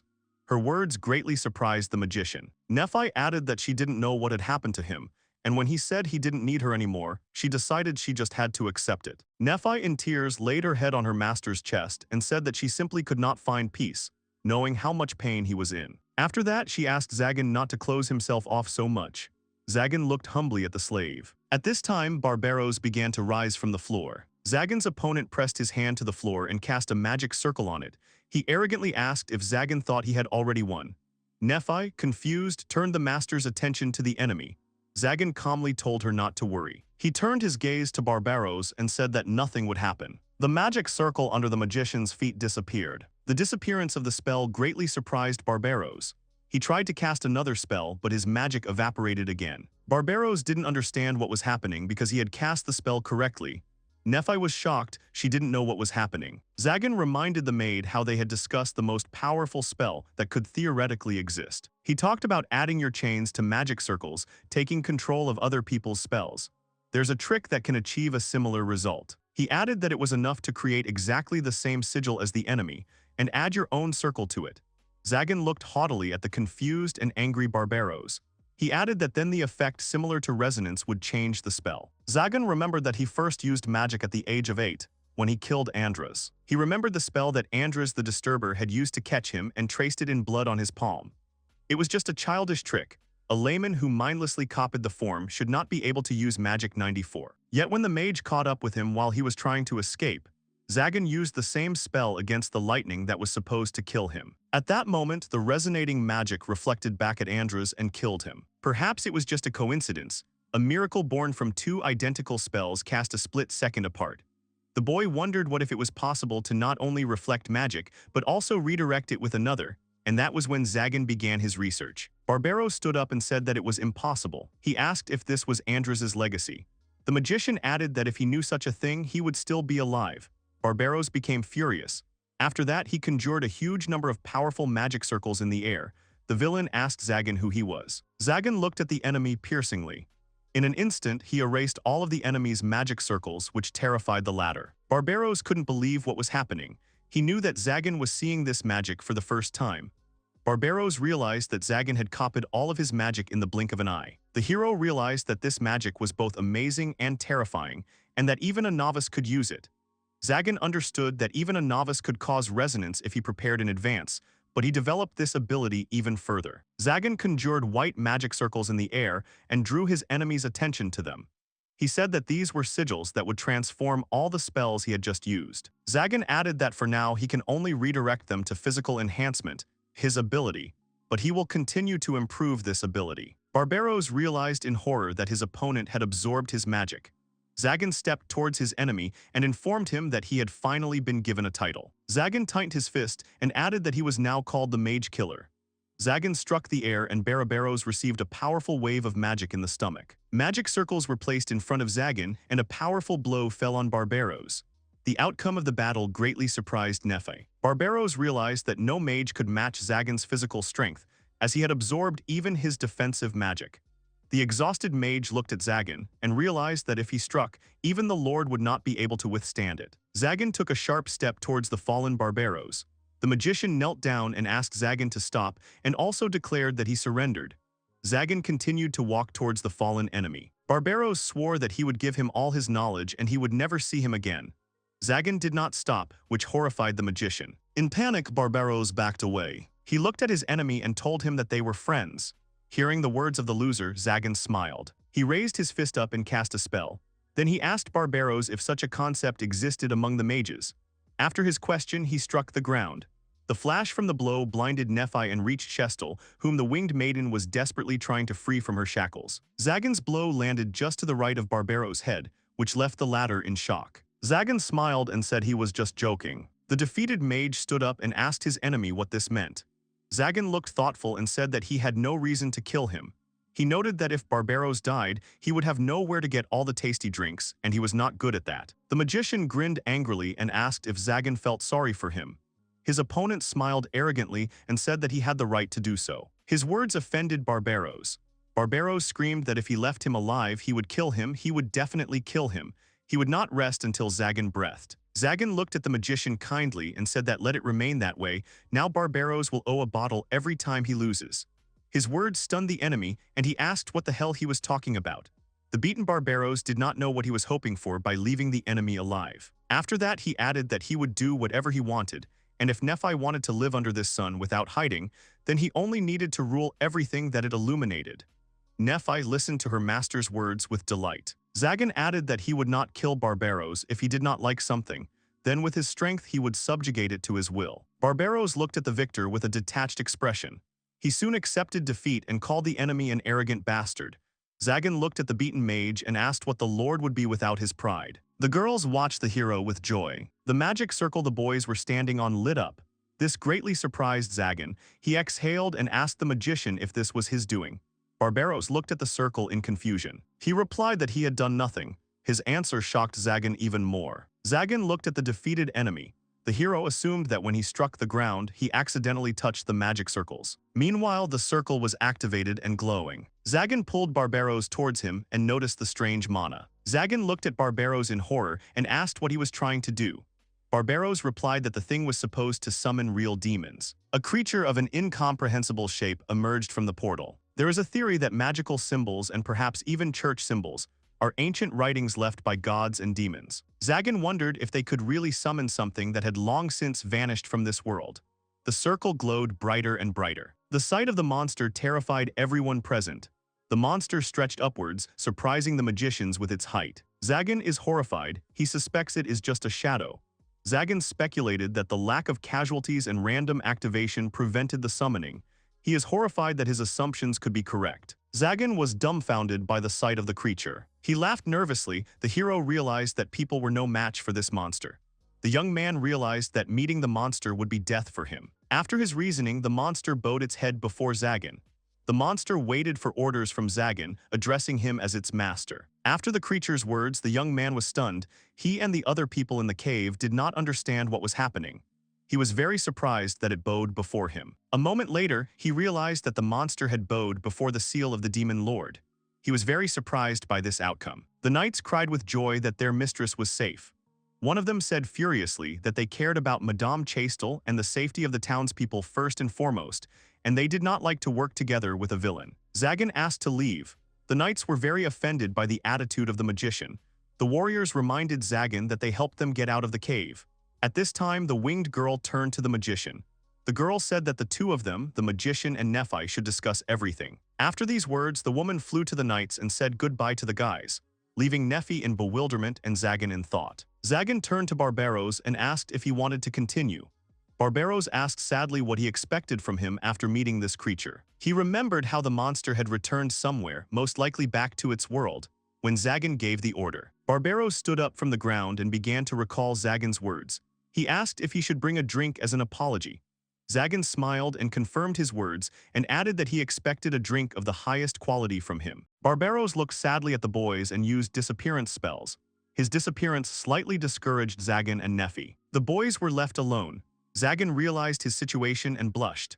Nephi turned to the owner, which left the latter dumbfounded. He didn't know what to do or what to say. Nephi calmly said that she wanted to be near her master. Her words surprised Zagan a little. The young man reminded her that she shouldn't force herself and asked if the girl was sure of her decision. Nephi pressed her hand to her heart and replied that she wouldn't mind if it was him. Zagan looked at the thoughtful elf. The hero looked at Nephi as she watched the sunset and assumed that she had become much stronger. Zagan turned around and said that everything would be different now. His words surprised Nephi a little. Zagan got down on one knee and said that he wanted her to call him by his name from now on, not master. Nephi looked at her master in surprise. The young man added sheepishly that he did not want her to be his slave, servant, and student. He said that he wanted exactly this kind of relationship between them. His words confused the girl. Nephi pressed her hand to her heart and began to speak hesitantly. Zagan added sheepishly that this was exactly the kind of relationship he wanted. The young man bowed his head to the girl and tried several times to say something to her in confusion. After several attempts, Zagan screamed and stood up from his knees, which greatly surprised his companion. Zagan came closer to the girl and took her by the shoulders. The young man said in confusion that she belonged to him forever, until death do them part and even after death. His words greatly confused Nephi. After these words, Zagan became desperate and stepped aside. Zagan did not understand why he could not simply say, "I love you." Nephi smiled. After that, she happily replied that she agreed. The girl's smile surprised the young man greatly. Nephi began to search for something in the pocket of her work dress. The girl took out a collar from the dress and asked Zagan to put it on her again. Her words greatly surprised the young man. He said that it was terrible because it was a slave collar. The elf looked at the collar and said that there was nothing terrible about it. She almost called the young man her master, but quickly came to her senses. Nephi came closer to the hero and told him that this was what connected them and called the young man by name.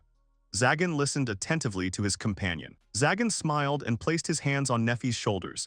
Nephi awkwardly said that it was rather strange to call it an engagement ring. Nephi and Zagan looked at each other. After that, Nephi asked what kind of relationship they were in if she was not a slave, a servant, or a student. Her words left Zagan stunned. Zagan froze in bewilderment. He himself would like to know this. Nephi silently looked at the hero. Zagan put his hand to his embarrassed face. The hero realized that he, the Lord of Demons, had taken an elf slave as his wife. He did not know how to love her. Nephi and Zagan looked at the distant sun together. Zagan wished someone would tell him about it. Meanwhile, life was in full swing in the city. The men in the tavern were having a good time, and one of them asked his interlocutors if they had heard about the new ruler. His interlocutor asked if he was talking about the magician who lived in the lost forest. He also noticed that this magician had a creepy face.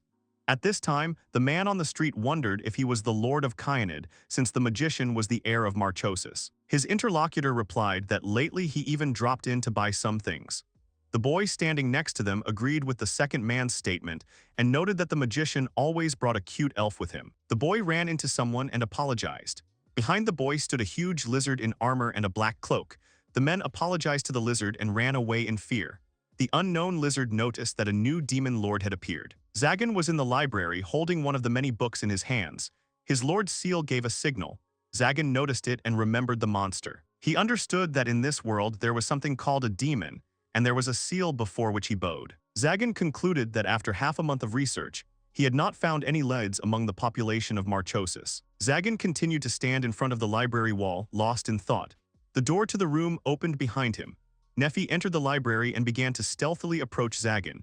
Nephi suddenly grabbed Zagan by the back and asked him to guess who it was. Zagan did not react to her attempt to scare her.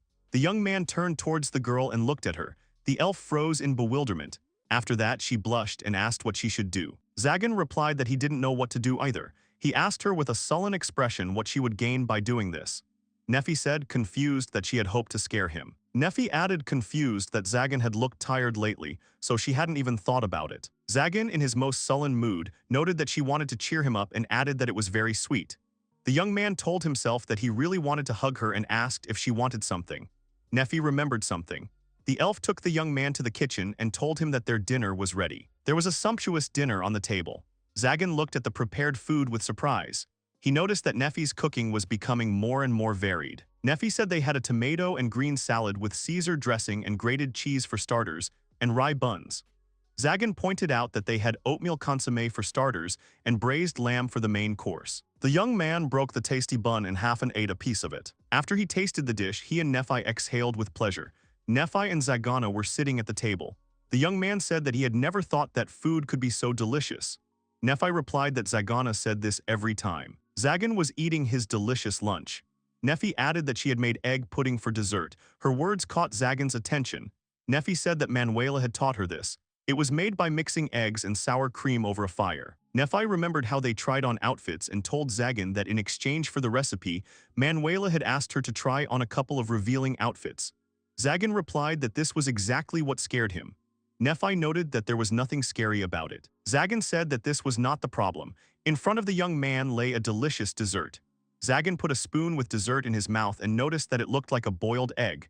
The taste of the dessert amazed the young man. He stood up from his chair and shouted how delicious it was. His words made Nephi happy. Zagan was in ecstasy from the taste of the dish. He noticed how big the world was and also noticed that he never thought there was anything sweet. After that, Zagan looked away warily. The barrier of his castle was broken. Zagan wondered who it could be and suggested that he needed to meet a guest. Nephi did not understand what was happening and looked at the gentleman warily. Zagan told the girl that she should not worry about it. After that, a huge lizard, previously encountered by the townspeople on the street, broke through the wall of his castles. The lizard was destroying the wall of the castle. Nephi looked at this with caution. Zagan said that this guest was very impatient. The young man noted that the scoundrel was able to bypass all the traps and praised the visitor's skills. A huge lizard in armor entered the dining room. He turned to the hero and asked if he was the new demon lord.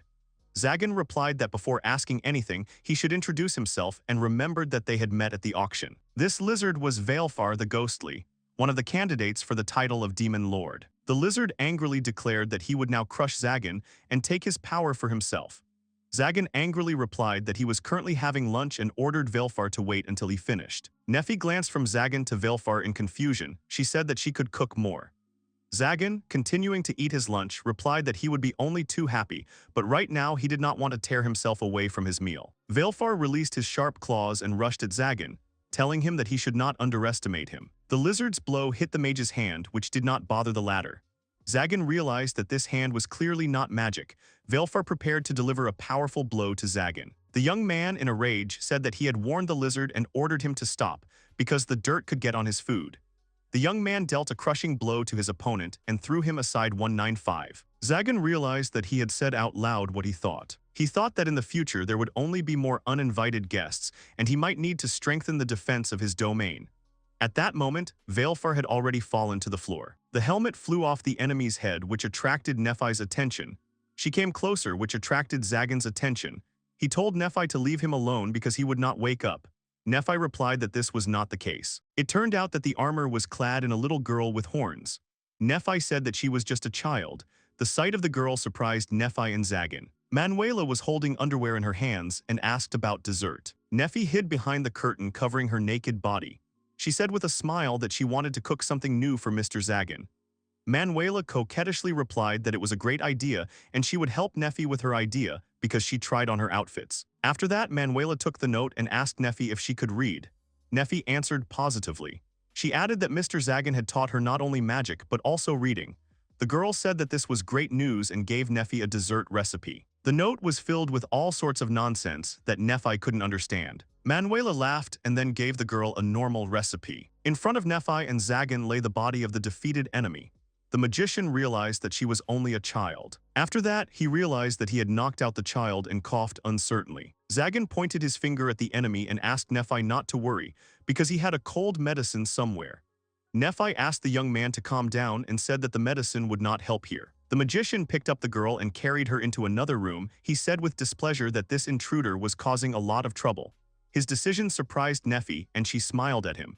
She went with him and told the young man that he was very kind. Zagan did not understand what she was talking about. After some time, the girl woke up in bed. Zagan and Nephi were sitting next to her. She didn't understand where she was. When she saw them, she was very surprised. The girl jumped up from the bed and hit Zagan in anger.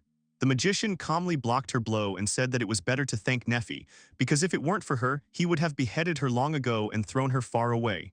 The girl was horrified by what she heard. She lowered her hand down. He knew he could never do such a thing in front of Nephi. Zagan asked her arrogantly why she had come here and attacked him. The girl frowned and replied that she wanted to become stronger because she was weak. Zagan calmly confirmed that strength was indeed necessary to survive. He asked why she chose him out of so many people. The girl sadly replied that he had only recently become a ruler, and since he was called a mage killer, he must be weak against those who were not mages. Zagan confirmed her words and said that he cannot suppress the abilities of other races that are not magic. Nephi looked at the mage, and he gave the example of strong claws and then light. Zagan looked at the girl and assumed that she was a dragon. His assumption shocked the girl. Zagan noted that some dragons were still alive, and added that her strength would grow with age. Zagan noticed that she was behaving very strangely, but he did not sense any hostility or hatred in her behavior. The dejected girl sat silently opposite the magician.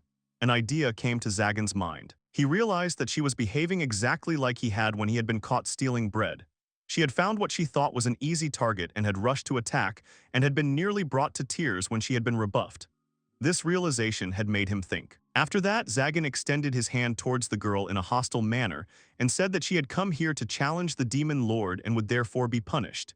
His words terrified the girl. She prepared herself for a harsh punishment, and Nephi was confused when she heard the magician's words. Zagan ordered the girl to become Nephi's assistant for 1 week. His decision greatly surprised the ladies present.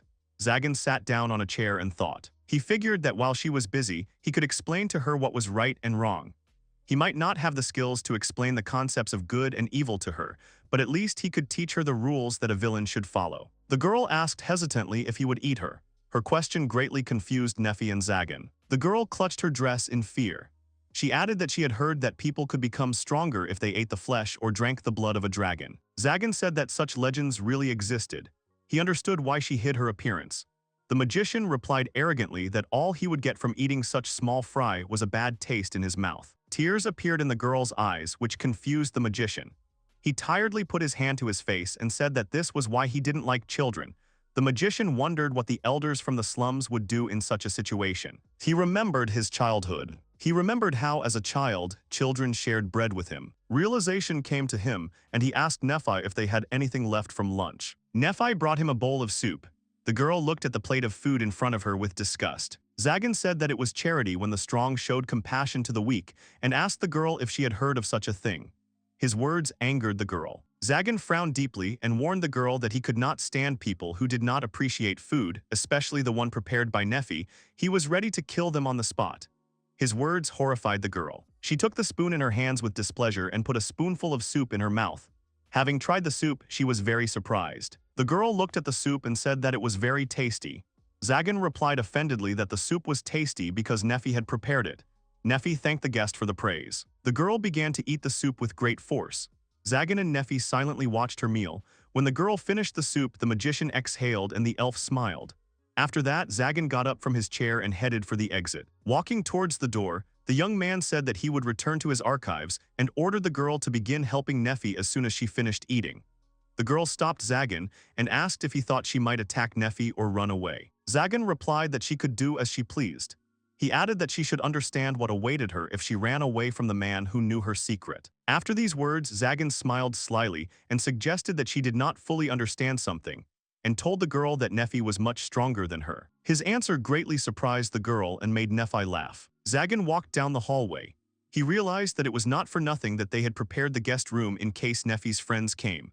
He remembered Nephi asking him about Mr. Barbaros and how he had told her that they would not let him in there. Remembering all this, Zagan remembered Chastel. He wondered if everything was okay with her after what happened. Meanwhile, in the castle, a high-ranking person asks Chastel if she is sure she won't change her mind. Chastel replied that she can't change her mind because the magician Zagan has already saved her twice and she can't just turn a blind eye to it. Chin listened to the girl's answer and formally addressed Chastel. He announced that Chastel Lilquist would be permanently stripped of her title as captain of the Holy Knights from that moment on. His words upset Chastel. Chastel and the 3 Knights of the Azure Sky stood before the bishop. From that moment on, Chastel Lilquist was stripped of her title of captain of the Holy Knights. The knights began to beg the bishop to reverse his decision. They asked His Eminence Clavel to wait and pay attention to all that Chastel had achieved so far.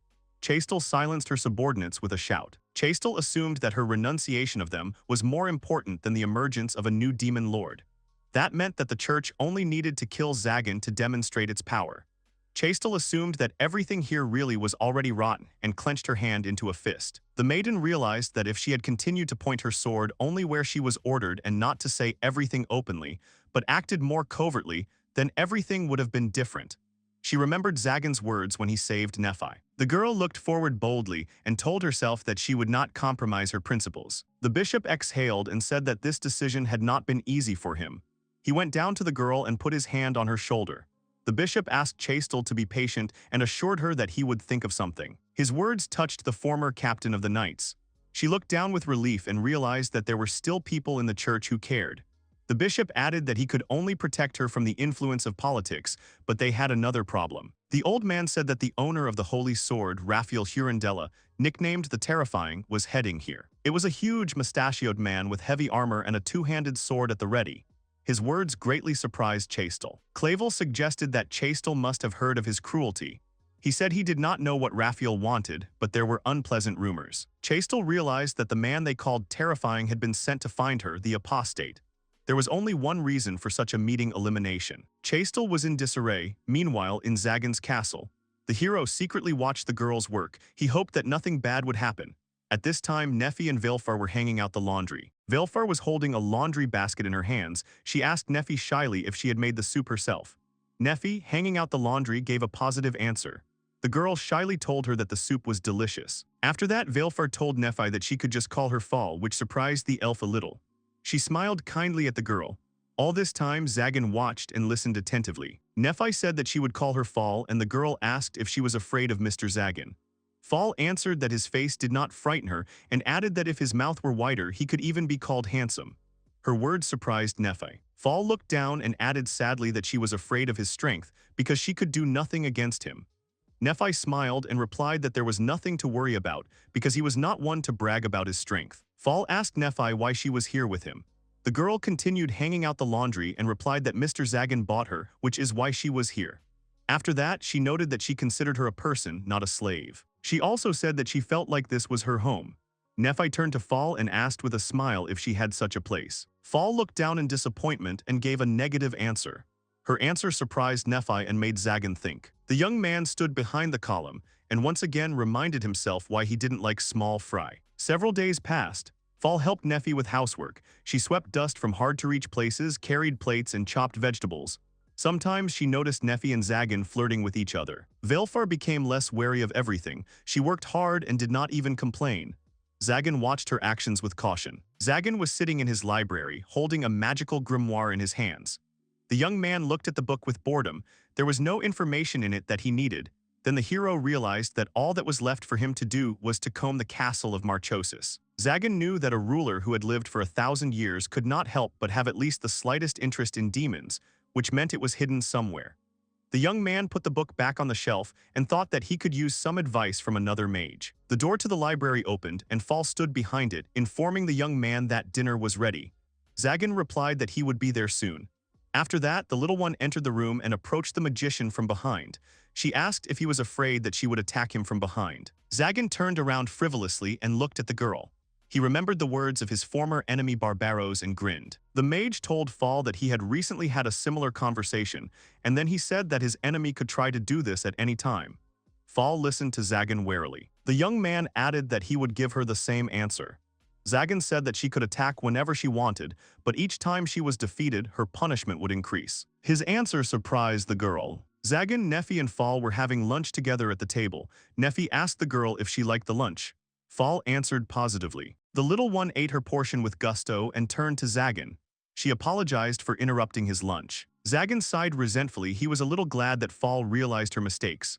The hero assumed that Fall would cope now. He turned to Nephi. Zagan said that tomorrow he would take her with him to Marchosis Castle. His words infuriated Fall.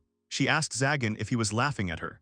She added that giving away all the knowledge of the Lord was almost the same thing. Fall remembered that he had recently let her into his library, which any mage valued as his own life.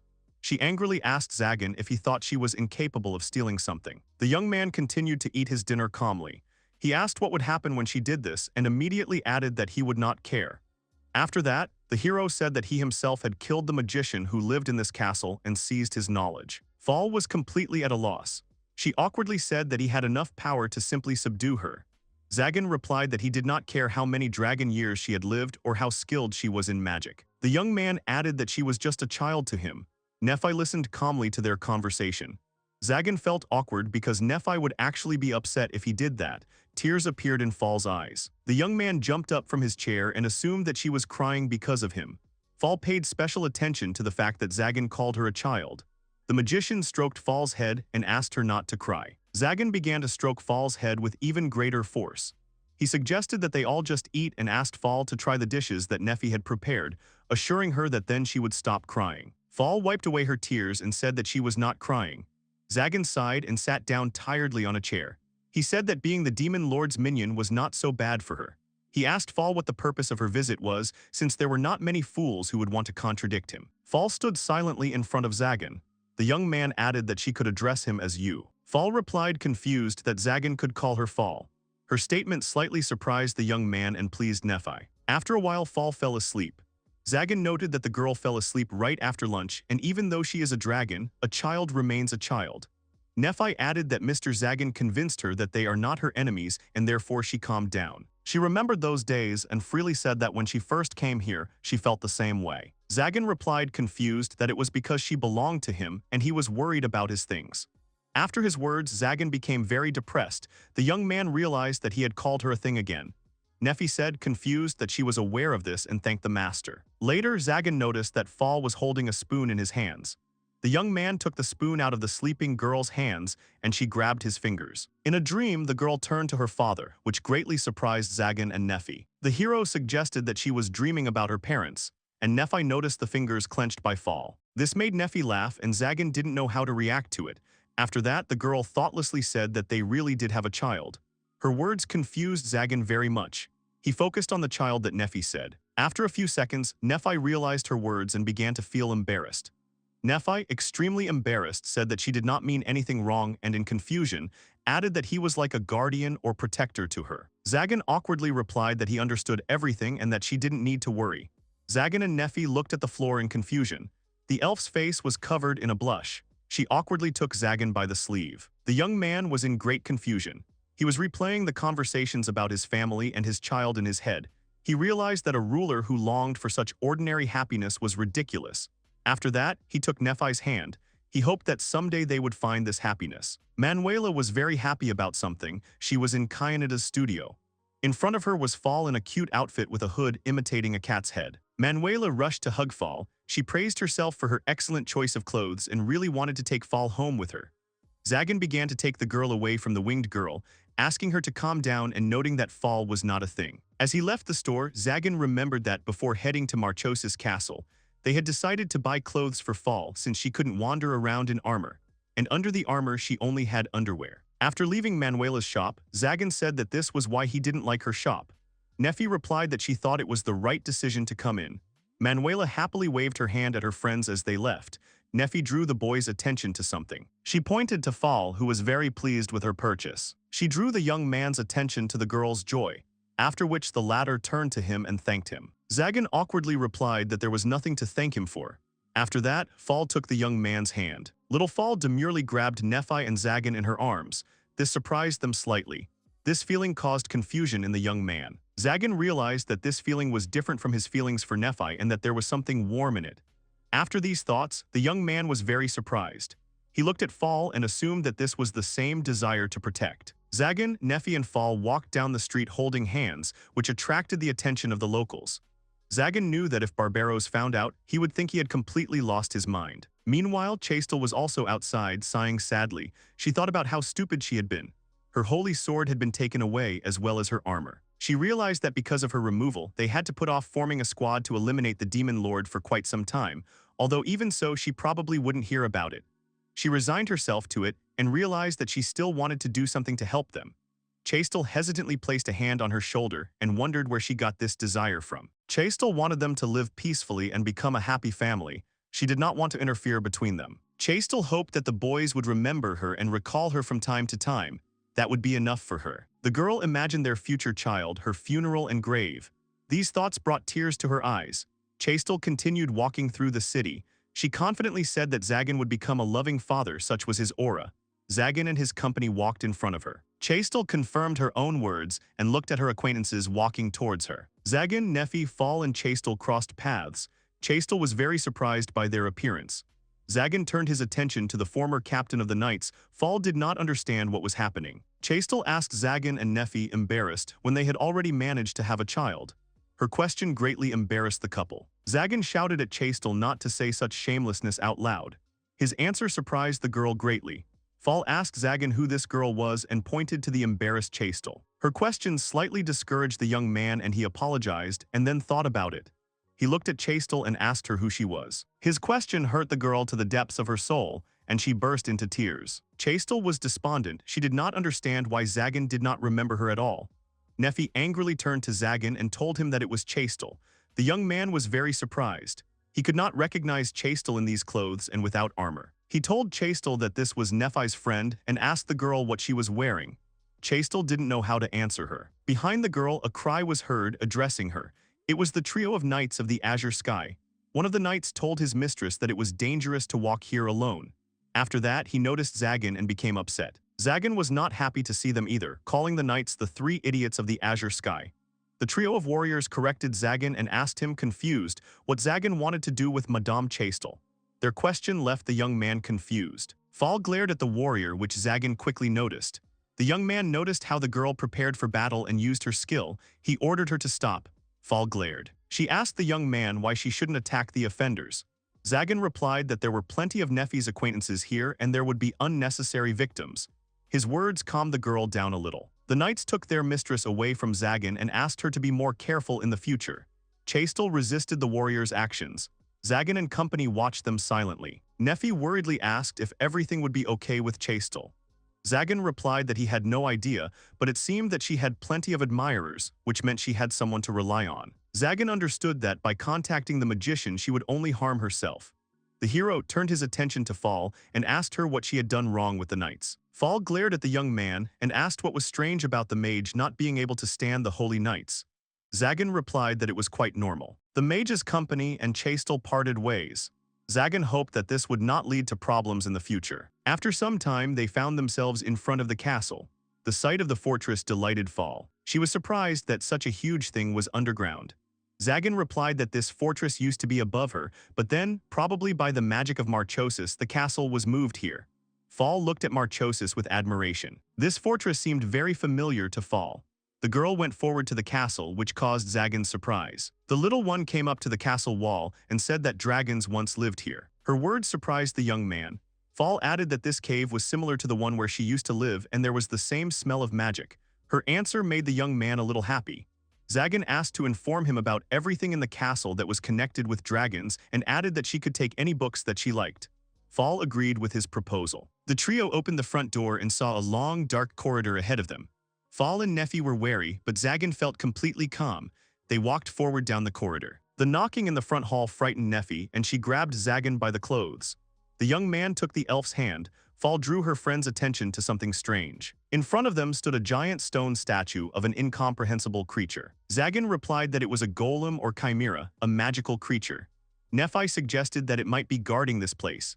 Zagan replied that this was entirely possible, but it seemed to have frozen with the death of Marchosis. The young man added that it would be better for them not to touch the creature again. Suddenly it would come to life and go berserk. He led his companions further. The group left the creatures behind and headed down another corridor. Along the way, Fall noticed something. The girl pointed her finger at the magic circle and asked Zagan if it would do. The young man was surprised by her question and asked the little one again. Fall replied that it was the formula of dragons. Her answer greatly surprised Zagan. Fall added that Zagan asked to tell him about everything. For this, the magician stroked the girl on the head and praised her. Fall immediately approached Nephi and boasted that she had been praised. The young man looked thoughtfully at the circle. Zagan asked Fall if she knew what it was for. The girl suggested that it could be a door. After that, the hero asked her if she could activate it. The girl happily confirmed his words. Fall came closer to the circle and activated it. Nephi started to stare at Zagan, which attracted his attention. The young man asked the girl what was bothering her. The elf became embarrassed. The girl's confused look alerted the hero and made him blush slightly. He assumed that Nephi also wanted something, and a second later he figured it out. Zagan put his hand forward and sternly ordered Nephi to freeze in place. The young man suddenly stroked Nephi on the head.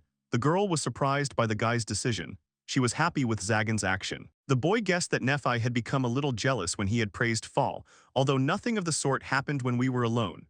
Zagan enjoyed stroking Nephi's contented head. The couple caught Fall's gaze and quickly came to their senses. The young man asked the girl what she needed. Fall answered boringly that she had opened the door. Embarrassed Nephi silently looked at the floor, and the confused Zagan praised Fall. The trio went down the stairs. Fall walked in front, and Zagan and Nephi held hands as they went down. When the trio got down, they saw a black door in front of them. Zagan opened the door. He smiled contentedly as he opened the door in front of him. It was a gigantic library. The young man said that they had finally found what they were looking for. Nephi and Fall looked around the room in awe. The hero ordered Nephi to collect all the books that were mentioned by the demon or that had the seal of the ruler on them. Fall asked if he could read minds. Zagan asked why she came to that conclusion. Fall remembered how Zagan stroked Nephi's head and said that he knew about Nephi's wish, even though she hadn't told him anything. Zagan calmly replied that Nephi always knew what he wanted. The young man added that if he couldn't guess even such a small detail, he would be ashamed. Fall replied that this even made her a little jealous. Zagan noticed that Fall was speaking as if he wasn't talking about her. Fall was surprised by what the young man said.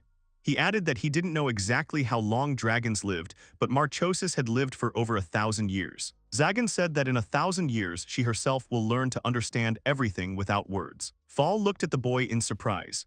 The girl set aside a period of 1,000 years and asked if Zagan would always be with her.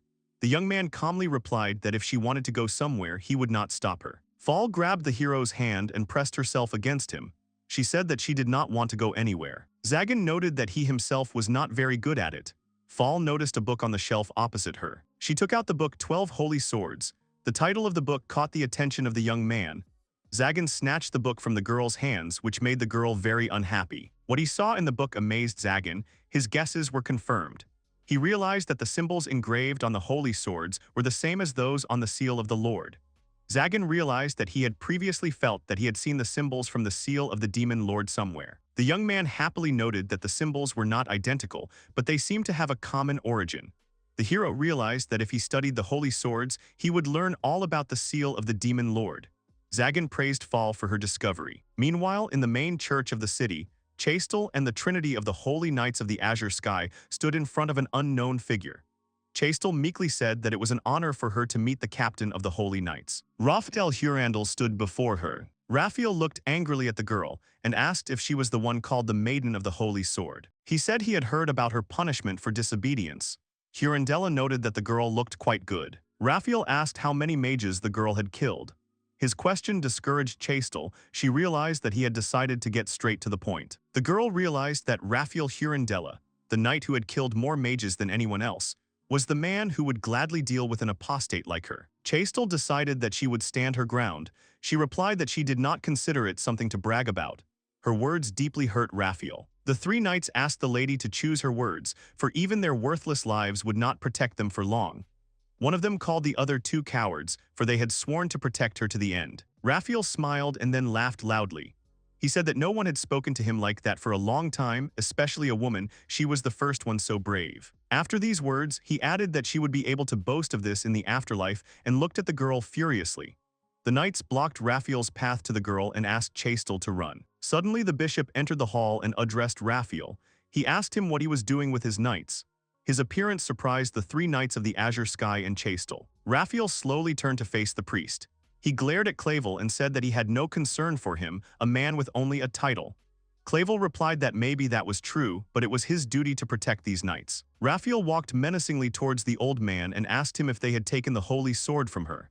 After that, he asked where it was. His question stunned the bishop, who asked what Raphael was going to do when he found out.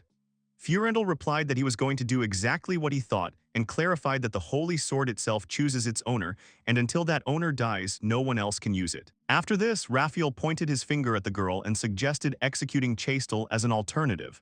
This greatly surprised the girl. The old man shouted that this was outrageous impudence.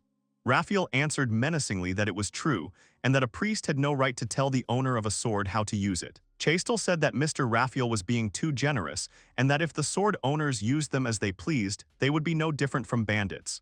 Raphael turned his gaze angrily to the girl. The paladin reached for his sword and noticed that the girl had contradicted him for the second time.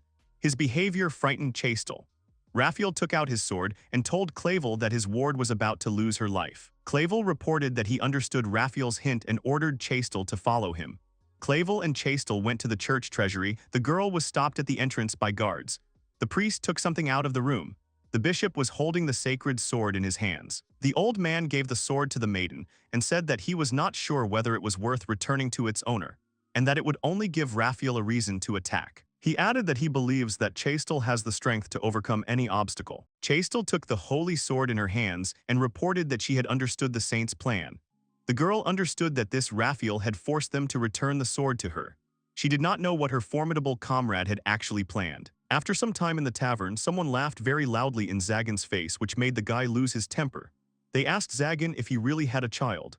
The young man sadly asked how he knew about it. After they had searched the castle, Barbaros called him to a meeting, and so he was back in town.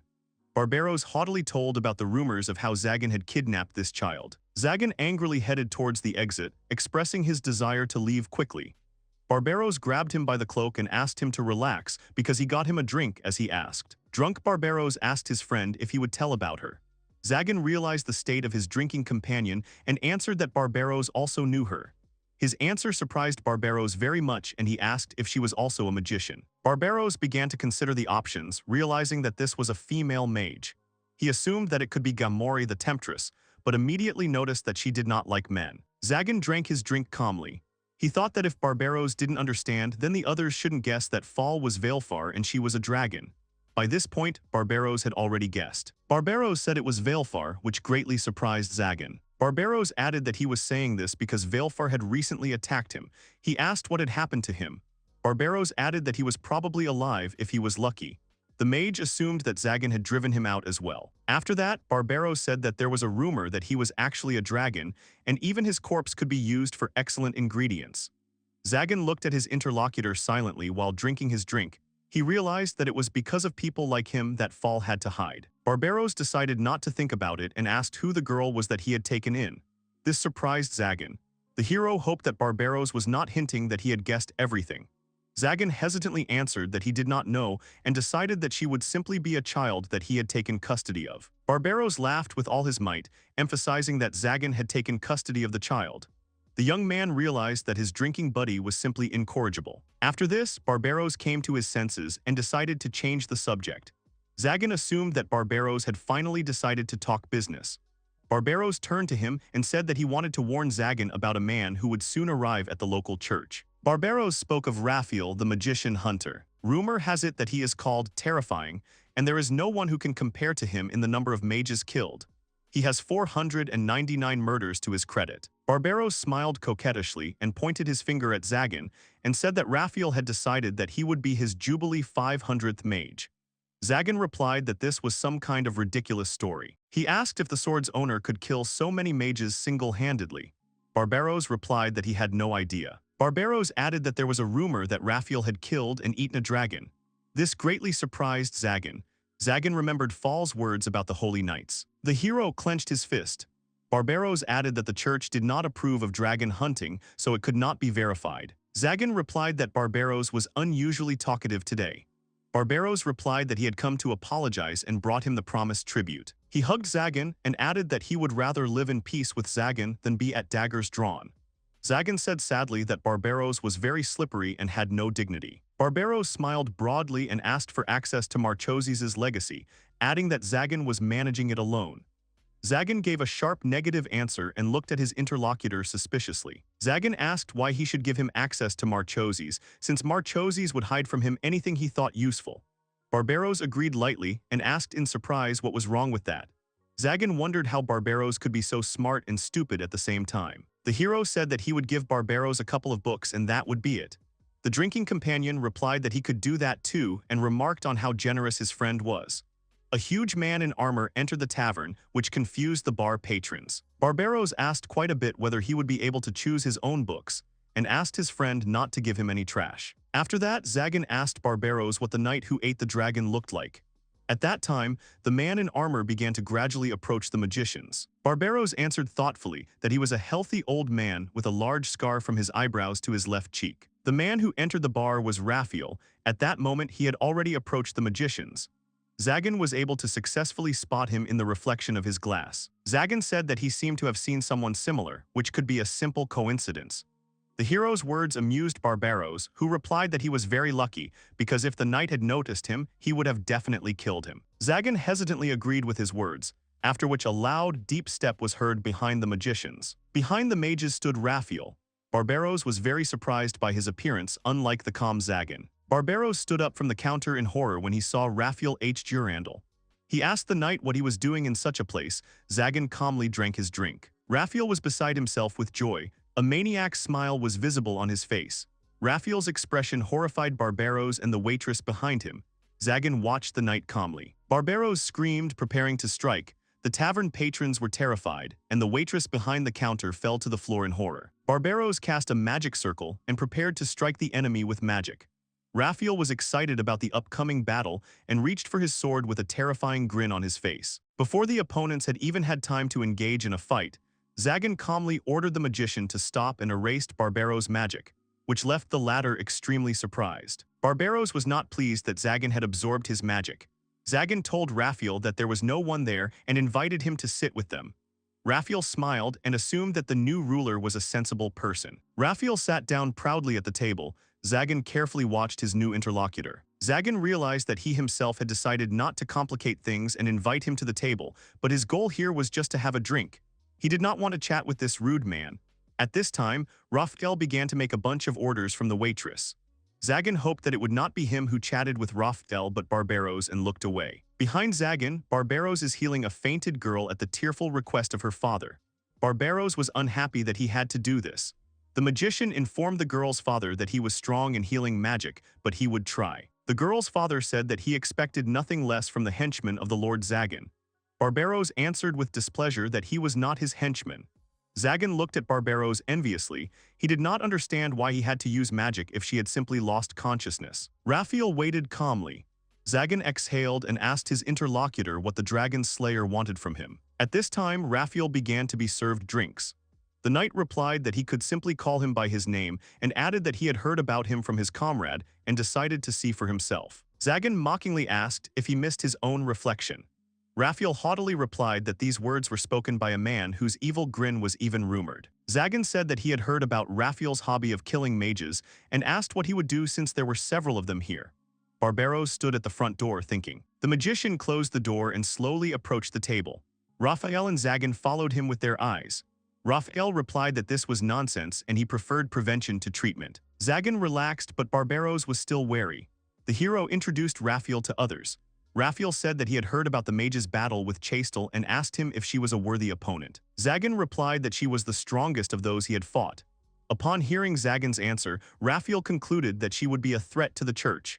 Zagan did not understand what he was talking about. Raphael said that she had openly opposed the murder of the demon lord, and that was enough for the church to order her execution. His words surprised Zagan.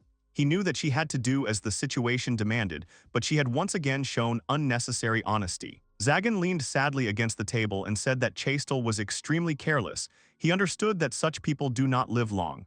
Raphael agreed with his words. Raphael stood up from the table and said that he had no more business with Zagan. The young man understood what he was trying to achieve. It immediately struck him as odd that he had shown no aggression. This meant he needed proof to kill Chastel. Zagan stopped Raphael at the exit. He said that in this city she is loved and some seem to mourn her. Zagan seriously stated that all of this was his domain, and if Raphael did anything, he would wipe him off the face of the earth. Raphael arrogantly reminded him that Zagan was a demon lord. Zagan replied that this was precisely why it hurt his pride. Raphael smiled and laughed loudly. The knight said that the magician was exactly as he had imagined. He added that Zagan was the evil that drove the church crazy. The doors closed, the visitors looked nervously at the departed Raphael.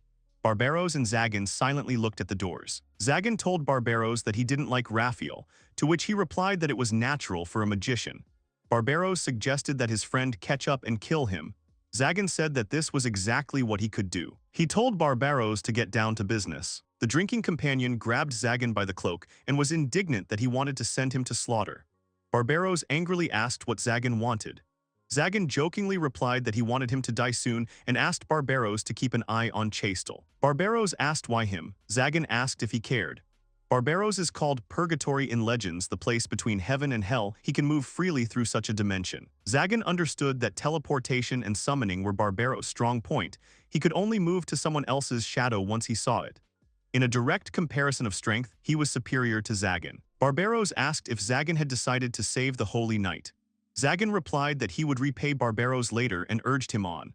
Barbaros began to teleport and said that the hero would definitely regret it. When Barbaros left, Zagan realized that he had not paid for himself. After some time, Zagan returned home, where he was met by Nephi. The magician was surprised that the girl was still awake. Nephi reported that Fall had insisted that they wait while cleaning. Zagan noticed that Fall herself had fallen asleep. Nephi reported that Fall had told her that Zagan would be with her even after 1,000 years, and she was glad to hear it. The young man stroked Fall's head. He realized that in legends there were dragons who lived for tens of thousands of years. It would probably be difficult for them to find someone who would be with them for life, and therefore for a small dragon to lose his parents would be terrible. Nephi sadly said that she too wished that they could always be together. Zagan did not understand what she was talking about because he would be next to her. His words made the girl happy. Zagan quickly approached the girl, their eyes meeting. The young man realized that she had very long eyelashes and that she had recently taken a bath, as her hair was damp and she smelled of soap. Nephi looked at the hero in surprise. Zagan put his hand on the girl's face, and their lips began to gradually move closer. After this, a portal of Barbaros suddenly opened in the room, from which the magician shouted that they had problems. The couple awkwardly moved away from each other. Barbaros was angry that Zagan did not answer him. Zagan stood angrily in front of Barbaros and ordered him to come over so he could be minced. Barbaros didn't understand what he was angry about. The magician reminded him with displeasure that Zagan himself had asked him to look after Chastel. He was holding the girl in his arms. This greatly surprised the young man and Nephi. They were discouraged by Chastel's condition. Barbaros said that she was poisoned, and the poison was most likely mixed into the drink. Zagan said that he would quickly start treating her and asked Nephi to help him. Fall woke up because of the extraneous noise.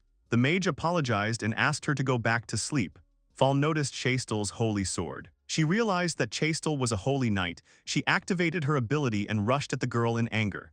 This greatly surprised Barbaros, who was holding her in his arms. Zagan stopped Fall's shot. The girl was unhappy that he stopped her again. The magician replied that Chastel was his guest and she should not kill her just like that. Barbaros began to heal Chastel. The girl stood there in anger. Zagan asked how much she hated the Holy Knights. She replied that Zagan himself knew that she became a mage to take revenge on the Holy Knights. After all, the owner of this sword killed her father. Zagan said he understood the girl's feelings and assumed it was not her. He added that by killing her she would not harm her enemies, but would simply create new ones who would take the path of revenge. Fall angrily replied that it was a rookie mistake and he could not know anything about it. Zagan extended his hand to the girl and said that this was not revenge. He added that revenge is when you make them suffer, when you drive them into such depths of despair and horror that they themselves beg you for death. His moralizing surprised Nephi and Fall. Zagan added that only later, having enjoyed herself to her heart's content, would she kill them, only murder would not satisfy her. Fall asked hesitantly if Zagan had ever taken revenge on anyone. He answered positively, remembering Andra's and telling the girl that he had failed. The young man added that he would therefore teach her how to take revenge properly and that she was lucky because there were plenty of torture instruments here. After these words, the girls were even more surprised. Zagan came to his senses. Barbaros, who was holding Chastel in his arms, stood up and asked if it was okay to tell such a thing to his adopted daughter. Chastel opened her eyes and was tired. She sat up in bed and touched herself. Zagan was reading a book and said casually that she had finally woken up. The girl jumped up on the bed when she saw the guy. He said to thank Nephi later because she was the one who dealt with the poison. Chastel asked again, and he asked her if she didn't remember. The girl understood everything. She received a letter with an invitation from an anonymous person. The girl asked in surprise the Unity faction. The man in the cloak said that the church's task should be to contain the mages, not to destroy them. This was what their group members believed. The man offered to join them, because now that she had gone against the will of the church, she did not need protection. The girl thought that maybe it was Clavel's subordinate. The stranger said that it was not necessary to decide right now, but she should not delay with the answer. As a proof of sincerity, she could say it in the hour of need or Orobas. The girl asked if that was his name. The man said she could think so, but at the same time no. For her, it was more like the name of the one who was leading them. It would protect her in any situation. The man left and the girl was left alone. She didn't know if she should trust him. If she wanted to survive, her options were slim, especially with Raphael nearby. And yet she had known little life other than that of a knight, and now she had lost her home. She had nowhere to return to. Even if she survived, she did not know what to do next. The girl was drinking tea while sitting at the table, and suddenly she felt wrong and dropped the mug. Chastel continued to say that she had returned to the church, had some tea, and then collapsed. Zagan asked if she had any idea who might have poisoned her. She had no idea. She might have thought it was Mr. Raphael. The guy continued, "This old man looks more like he likes to swing a sword than try to poison." The girl asked if he met Raphael. He was disturbing her rest. The guy said that since she was Nephi's friend, they would help her until she recovered. She tried to stop Zagan by grabbing his cloak. The girl pulled her hand away in fear when the guy turned around. He wondered what she wanted. She hesitated and asked him to stay for a while. Zagan told her to ask Nephi for something like that. The girl became noticeably sad and sat down on the bed apologizing. The guy stopped, and he sat down in the chair with his back to her. He said that Nephi shouldn't be woken up in the middle of the night and he would just read here. Chastel apologized again. She didn't understand what she really wanted. The girl thought that she wanted him to just look at her. But she immediately threw these thoughts away. She wanted happiness for Zagan and Nephi and did not want to interfere between them. She probably just wanted to be a part of this picture of happiness. She wondered what form she would take if she got into this picture. Chastel was confused and didn't understand what this uniform had to do with it. Nephi said that it suited the girl. Chastel reminded him that she was the maiden of the Holy Sword and did not understand why she had to be a servant. Zagan told her to watch her language, because even she would not be forgiven if she upset Nephi. The girl began to justify herself and asked him not to be so callous. Fall appeared behind Zagan. Chastel realized that this was Zagan's adopted daughter and tried to say that it was nice to meet her. But the girl interrupted her, telling her not to talk to her and calling her horse-headed. Chastel didn't understand what she had done to her. Zagan said that her father had been killed by the owner of the Holy Sword. It wasn't her fault, but the girl didn't care. He hoped the girl would understand. Chastel thought it would be better if she left. Zagan told her to just leave her alone for a while. That pride would keep her from hurting the girl. As he thought, a cry of anger rang out in the quiet castle. The guy sat on the chair and thought about what would happen now. Chastel screamed because there was a frog in the house. Zagan laughed because it was the third time in an hour. The girl asked him not to laugh because he himself had spoken of her pride. The boy thought that Valefor decided that she could joke then. It was expected. Chastel said that he was spoiling her. The girl was his enemy, but he treated her differently. Zagan said that he felt guilty in front of her. He did not touch the girl. Chastel asked him to hit her, but she didn't like pain and was ready to endure it for the sake of such treatment. The guy narrowed his eyes and understood what her hobbies were. The girl screamed that it wasn't so. Before she could finish speaking, Fall threw frogs at her, causing her to scream again. Zagan thought that she was clumsy by nature. He didn't quite understand and asked if she was feeling better. Chastel was encouraged by this question, thinking that he was worried about her. He answered ambiguously. Time passed and Fall's tricks became more and more frequent. The girl sat with a bucket on her head, and the little girl ran away from the scene. Mischief during meals was forbidden. So Valefor would sneak into the bath when the girls were taking it and scare Chastel, who would scold her, but the girl was unperturbed. The girl's cries and screams echoed throughout the castle every day. After all this, maybe they could get along someday. Fowl was lying on the floor. She stood up, turned around, thinking that Dad was there. She called him, but he didn't answer. Valefor saw her father's last fight. He was defeated, and the girl was scared. She was very angry at her father for leaving her. The girl exhaled, trying to catch her breath, grabbed the edge of her collar and left the room. Chastel lay on her bed and dreamed of frogs. She tried to get rid of them. Suddenly, Fall raised her hand over the girl. Her hand had claws. She was very angry. In the end, the girl patted Chastel on the cheek. She was still sleeping. Valefor was upset because the girl should get angry and attack her, maybe even use a sword. Fall left the bed upset. Zagan was sitting on the throne. Nephi was running towards him and shouting his name. The guy immediately came down. The girl was trying to catch her breath. He asked her what happened. As it turned out, Fall was missing. The girl stood in front of a huge castle. This was the Demon Lord's castle. She thought that maybe she could find the power to destroy the sword owners here. She put her hand on the door and remained silent. Zagan's castle, she liked how he stroked her head and how tightly Nephi's arms hugged her. And even the horse-headed girl is strange, but she has no reason to take revenge. But if she stayed with them, she would forget about her revenge. Was she really that worthless? It seemed nonsense to her. She would never forget. She would never let this hatred fade away. Didn't she see it with her own eyes? Her father flew away with the holy knights and never returned, and then she went looking for him. But she found only a body with a holy sword pierced through it. This was how people repaid their father who had taught them, who had shared knowledge with them. She hit the door with her fist. The holy knights betrayed the wise dragon Orobas, and she had no right to forget it, never. She remembered Zagan's words that in 1,000 years she herself would learn to understand everything without words. Fall thanked Zagan and Nephi and apologized to them. Because she can't stop. There was a man standing behind the girl. She turned around and saw him, realizing that she was being followed. It was Raphael. The girl was shocked. Valefor remembered him. But the man did not remember her. He did not remember that they knew each other.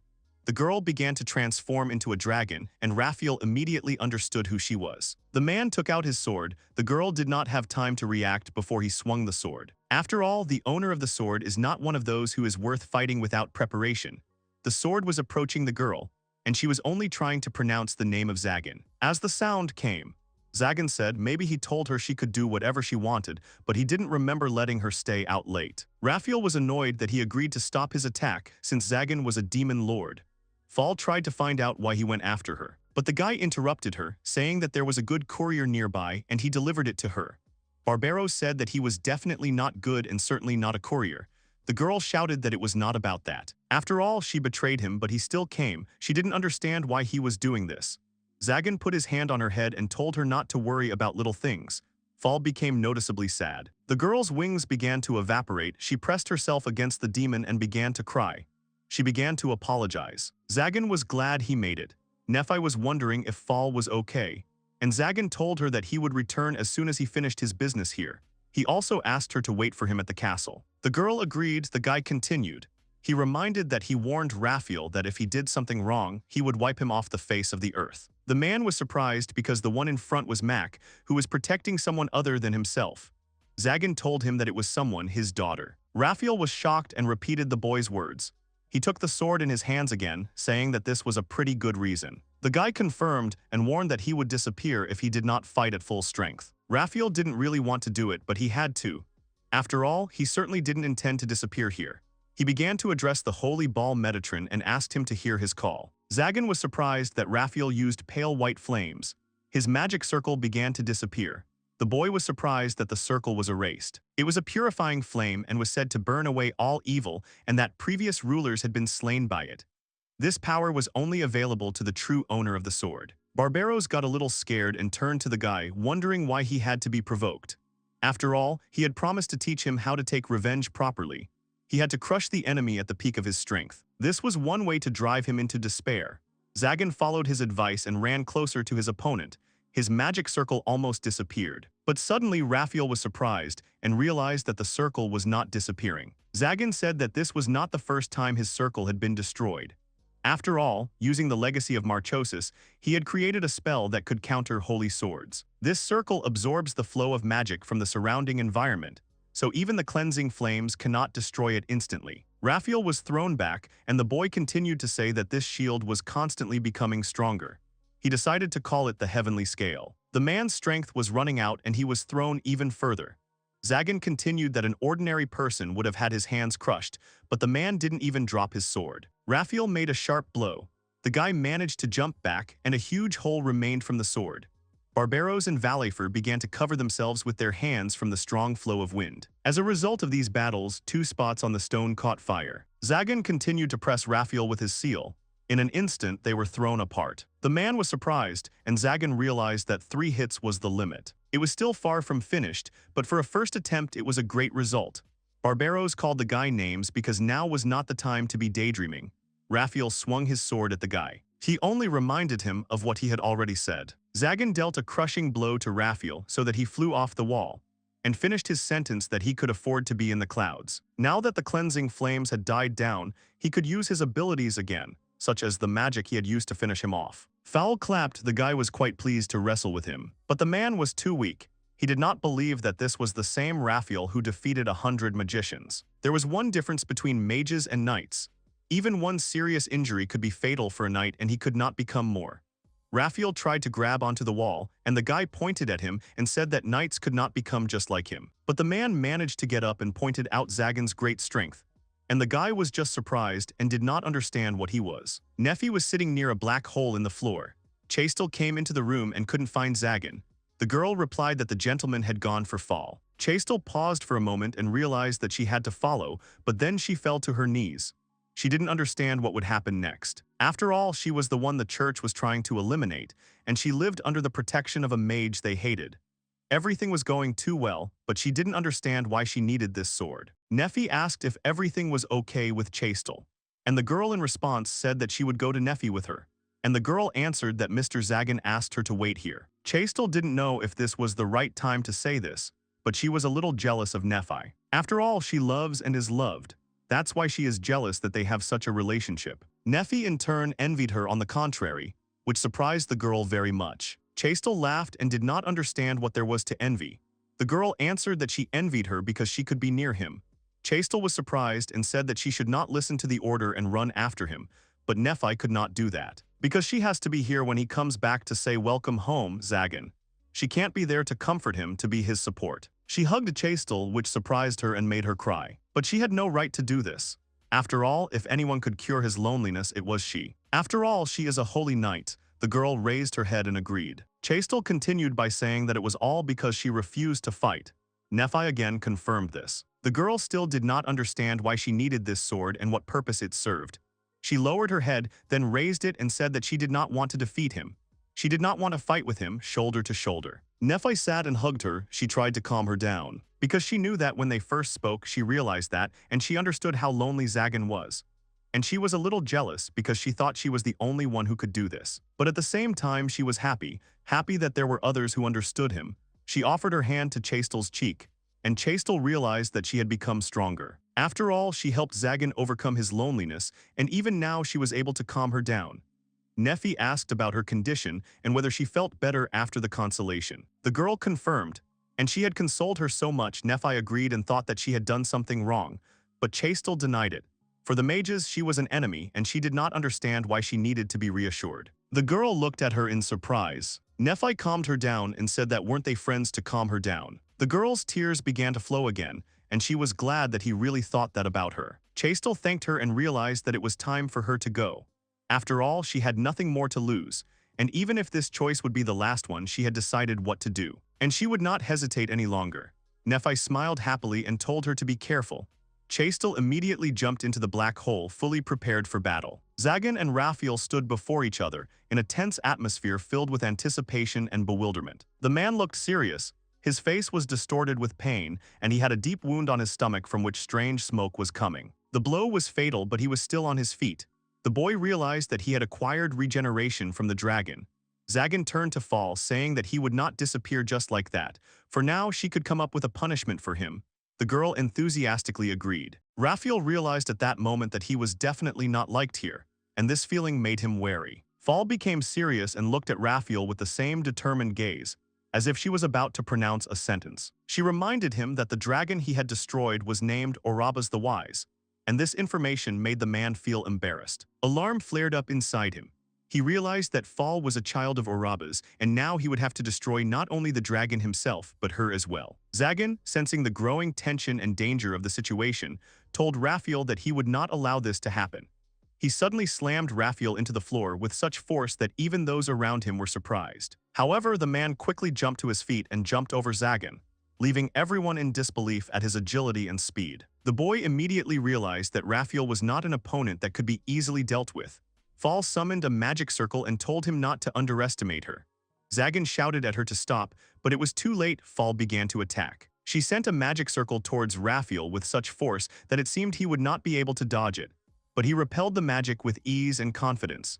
At that moment, a voice was heard calling for them to retreat. It was Chastel who approached Monsieur Raphael with an unexpected demand. Zagan and Fall were completely confused by what had happened. Barbaros realized his mistake. He forgot to remove the shadow. The boy saw how Chastel managed to simultaneously reflect Raphael's blow and Fall's magic. The girl stood there in bewilderment. There was tension in the air, and each of the participants in the fight realized the seriousness of what was happening. Chastel said that even though Fall was tirelessly plotting against her, although she admits that she herself is to blame for invading her life, but couldn't she solve everything peacefully? The girl was surprised, and Zagan told her that they should definitely talk. But first, they had to deal with Raphael. He didn't understand what he wanted to achieve.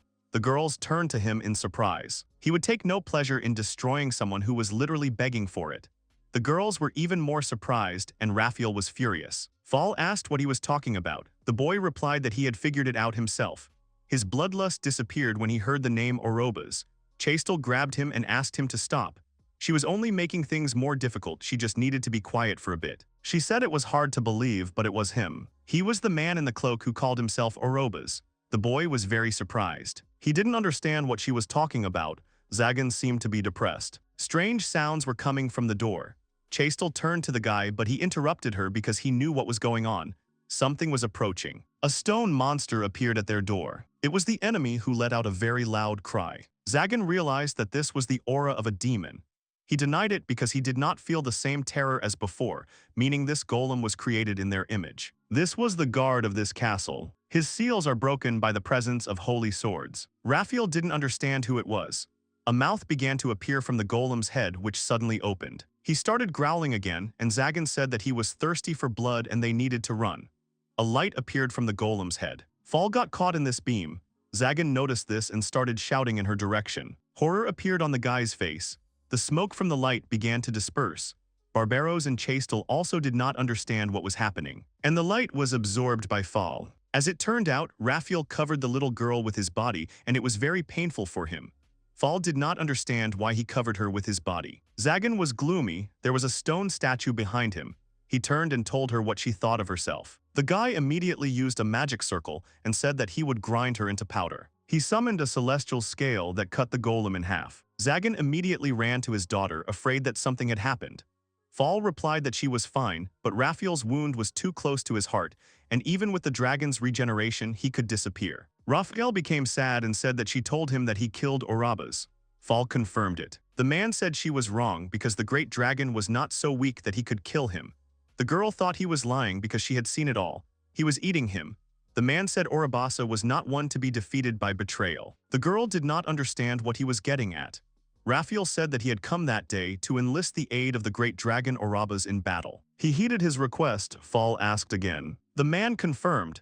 He was going to make an alliance with the demons, as they were called in ancient stories. Everyone was surprised, but Fall asked not to talk nonsense, because it was the first time she had heard that such creatures existed. She might have a hard time believing it, he knew that. He also thought that they had long since left this world. And yet, one of them had reappeared and destroyed not only the great dragon, but also many holy knights. And in the near future, others appeared. Fall looked at Zagan in surprise, but he confirmed. He wasn't sure they would return, but they definitely existed. So he studies them and tries to figure out how to destroy them. The girl realized that her father had fought the demon and lost. Raphael said that he had not lost, he had given his life to defeat him. Fall began to scream, and she did not understand who she should hate. Raphael said that, "Let her be driven by hatred, O pride, because Orabas gave his life to protect her and this world. If she is not proud of him, then no one will be." Raphael also said that if she had to destroy him to do this, he would not resist. She must remember that the demons are powerful, and if they return while the church and the mages are at odds, they won't stand a chance. They must be prepared. So even though it disgusted him, he drank Oraba's blood to survive even at that cost. Zagan asked if he was the envoy of the Unity faction that Chastel had spoken of. Raphael confirmed it. Barbaros thought that he didn't believe him, after all, hadn't he killed 100 mages with his own hands? Now he offers peace. He did not understand who would agree to this. Raphael understood this perfectly well, that is why he could not be the representative of such an alliance. That means it should be Chastel. Because she was the captain of the Holy Knights, the maiden of the Holy Ball, and the one who is connected to the Demon Lord. The seed of this union had already sprouted, and if he could repay his debt to Orabas with this, then he did not need more. Chastel asked them to wait for a little while because it was difficult for her to digest. Suddenly a sound came from the side. Chastel and Zagan were surprised. This stone golem began to resurrect. The guy realized how many immortals were roaming this world. He would deal with them again. Chastel asked if he could destroy it, and he replied that he was not an expert on golems, but if it was created by magic, then he could certainly destroy it. But Raphael said that it was not just a golem. It was created by magic, by weaving the golem with another creature that had the ability to restore itself. Zagan guessed who it was, and Raphael immediately confirmed it. It was a chimera of a demon created by Marchosios. The guy realized that he couldn't just destroy her, it was luck. He couldn't believe that he would have to test another new trick. This chimera, he was sure, was made from the remains of the demon that Raphael and Orabas had destroyed. This creature was insignificant compared to a real demon, and yet it possessed demonic power. Zagan cursed Marchosis because he created an unpleasant creature. Well, that was all the better because he just wanted to test something. He would deal with her himself and told them to keep their distance. Chastel asked to become his blade. They stood back to each other. And the girl did not ask to trust the Holy Knight completely, but to allow him to help her in the battle. The guy didn't think she would have the guts to betray him. The girl didn't understand whether it was praise or whether he was laughing at her. But the guy didn't answer in the same way. Raphael turned to Chastel. She immediately interrupted him, saying that she had not agreed to his proposal. Only that from now on it was up to her to decide what her sword would serve, and she would no longer hesitate. She turned to the Holy Ball, Azrael, asking it to grant her its power. The sword began to shine, which surprised the guy, and the girl stood proudly, holding the sword in her hands. The boy realized that this fire was not at all like Raphael's unbridled flame, because the light of the purifying flame gently enveloped the sword. The golem's mouth opened again. Chastel immediately ran into battle. Zagan tried to stop her because she did not have blessed armor, but she only repeated that she would become his blade. The girl deftly cut the beam that came from the golem's head. Everyone was surprised that the beam was spreading. The girl said that now it was his turn. Zagan smiled smugly, and she thought that she was too self-confident, but they ran forward.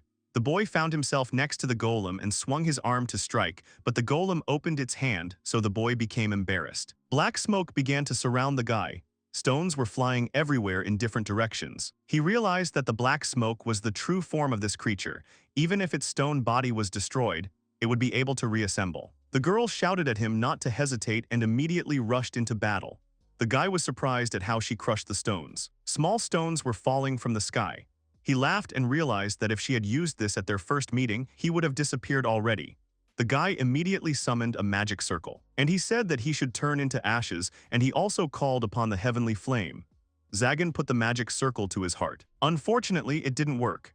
Chastel noticed it and realized that he hadn't succeeded. The guy also confirmed it. The guy's fist remained unharmed, and the golem took the form of black smoke. He said that he was finished, and the golem crumbled into pieces. The girl did not understand what it was. Zagan only said that she had seen his spell, Heavenly Scales. The sigil selects the surrounding mana and serves as a shield, infinitely strengthening itself, and he simply used this mana differently. The girl asked again, surprised. He made it so that when absorbed, the mana did not go to strengthen the sigil, but burned the chimera from the inside. Burning mana gives the flame a black color. Heavenly Scales and Heavenly Flames are two opposites born from the same idea. magic against holy balls, magic against demons. But these abilities were still unreliable. He needed to work on their effectiveness, otherwise they would be useless against real demons. The girl noted that he really was a terrible magician, but Zagan praised the girl, saying that she had done well too. Chastel was very surprised by his words, and he did not understand the reason for her surprise. The girl explained her surprise by the fact that he called her by name for the first time. The guy asked for forgiveness. The girl was surprised again because he apologized, but he only said that she was Nephi's friend, and at least for that reason he had to show her respect. The girl was a little angry. She hadn't come here for Nephi, but because she wanted to fight side by side with him. The boy understood that she meant that the mage and the holy knight were together. The girl confirmed. They looked at each other with a smile. Fall called Zagan. She was sitting next to Raphael's body, and he was saying that he had the chance to see the fastest blade in action in the hands of a holy knight. Zagan asked him to talk less because he did not know how to use healing magic. He turned to the girl, saying that she could claim otherwise, but she was doing exactly what a representative of this union should do. His supporters would definitely give her the support she needed. Chastel realized that he had called himself Orabas out of fear that no one would trust him. The man confirmed it. And before disappearing, Orabas wished for him to survive and do everything possible for this union to be born. Therefore, his name is worthy of leading them. Zagan was interested in why he destroyed so many mages. He had some kind of score to settle with them. But Raphael only said that he destroyed them because he wanted to. For some reason, they attacked him themselves. Everyone was very surprised. He himself did not know why, because he tried to behave as delicately as possible. He even smiled, trying to show that he came in peace, but the magicians did not listen to him and immediately attacked. And if he is attacked, he fights back. And so it happened that many fell by his hand. Zagan was perplexed because he provoked them in the tavern. Chastel would entail. The girl immediately did not understand why he asked her how many mages she had killed at their first meeting. And he again answered that if she had also destroyed many mages, she would not have been able to represent this union. Well, she replied that their number was not worth bragging about, so he believed in her. Zagan clenched his fist. He was angry and wanted to know if he knew what he looked like. After all, he would definitely be mistaken for an enemy with his speech and appearance. Barbaros told Zagan to look at himself. Raphael asked Chastel to return to the church. He would deal with the man who tried to get rid of her, and until then he simply had no right to disappear. The girl thought he knew who was behind it, and he thought she had already guessed. Raphael turned to Fall and said that although he had promised to give his life, he asked her to wait a little longer. The girl asked her to wait for him. Orabas was for him. The man turned to her and thought. He replied that the dragon was great and to ride on its back and fight after it. It was the best time in his life. He hurried to enter the gate. Zagan asked his daughter if she was sure. She doubted that destroying him would be right. The guy thought that this could be for the best and, smiling, put his hand on the girl's head. He said it was time to go home because Nephi was waiting for him. The girl looked at him sadly and took his fingers, saying okay. He didn't know if it was right to give up on revenge either. It might flare up again. If not, there would be a reason and something might shake Fall's resolve again. But let it be so. Nephi stood smiling and greeting Zagan, Fall, and Chastel. Everyone stood and smiled. He was home. In difficult times, he would be with Nephi. The knight's castle. The leader said that it meant they couldn't find out where Chastel had gone. The knight said their search was in vain. They had no excuse. But the leader told them not to blame themselves too much. He was also responsible for her safety. He ordered the knights to rest.